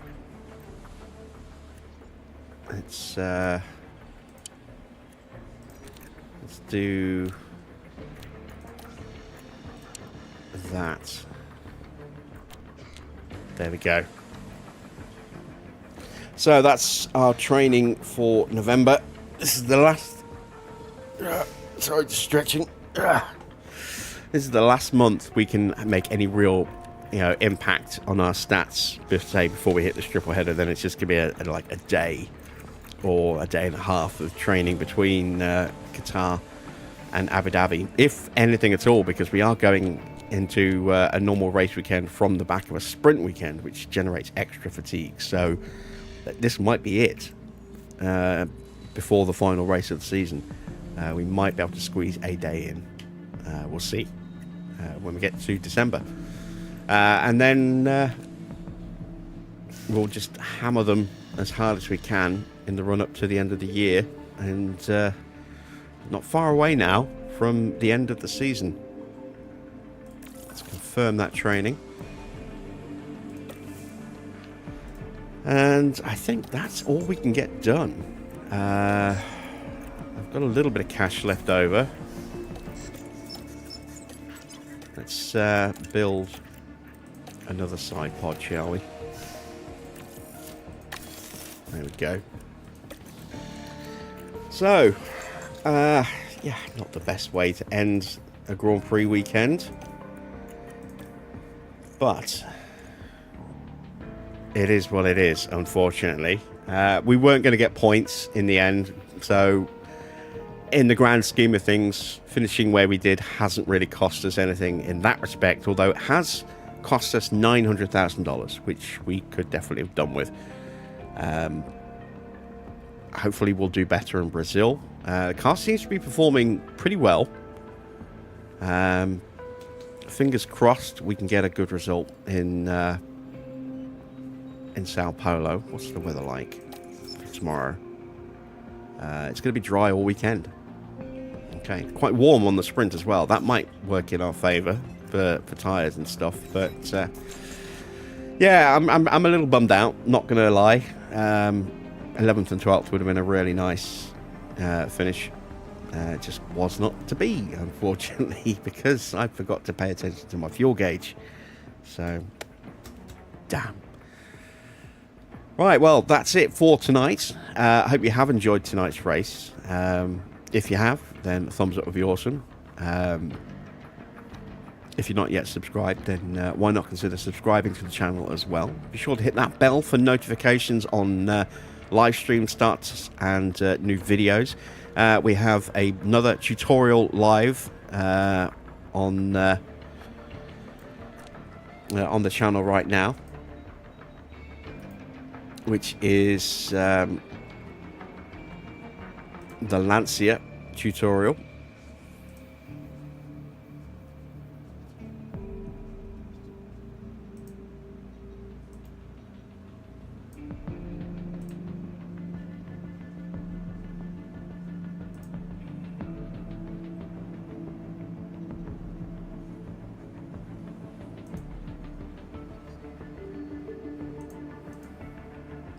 There we go.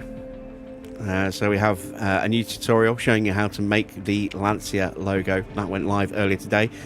So do feel free to check that out if you are at all interested in making a Lancia team in F1. We've also got some recent releases on Construction Sim and American Truck Sim as well. And of course, we've got this whole back catalogue of live streams across F1 Manager on multiple systems now, PC, PlayStation, multiple seasons, different teams. So there's a whole backlog of stuff for you to check out if you are new to the channel. Hopefully we will see you again at some point very soon. Until then though, that's it from me. Thanks for watching. I am Jim Bob and I'll be back with some more F1 Manager very soon.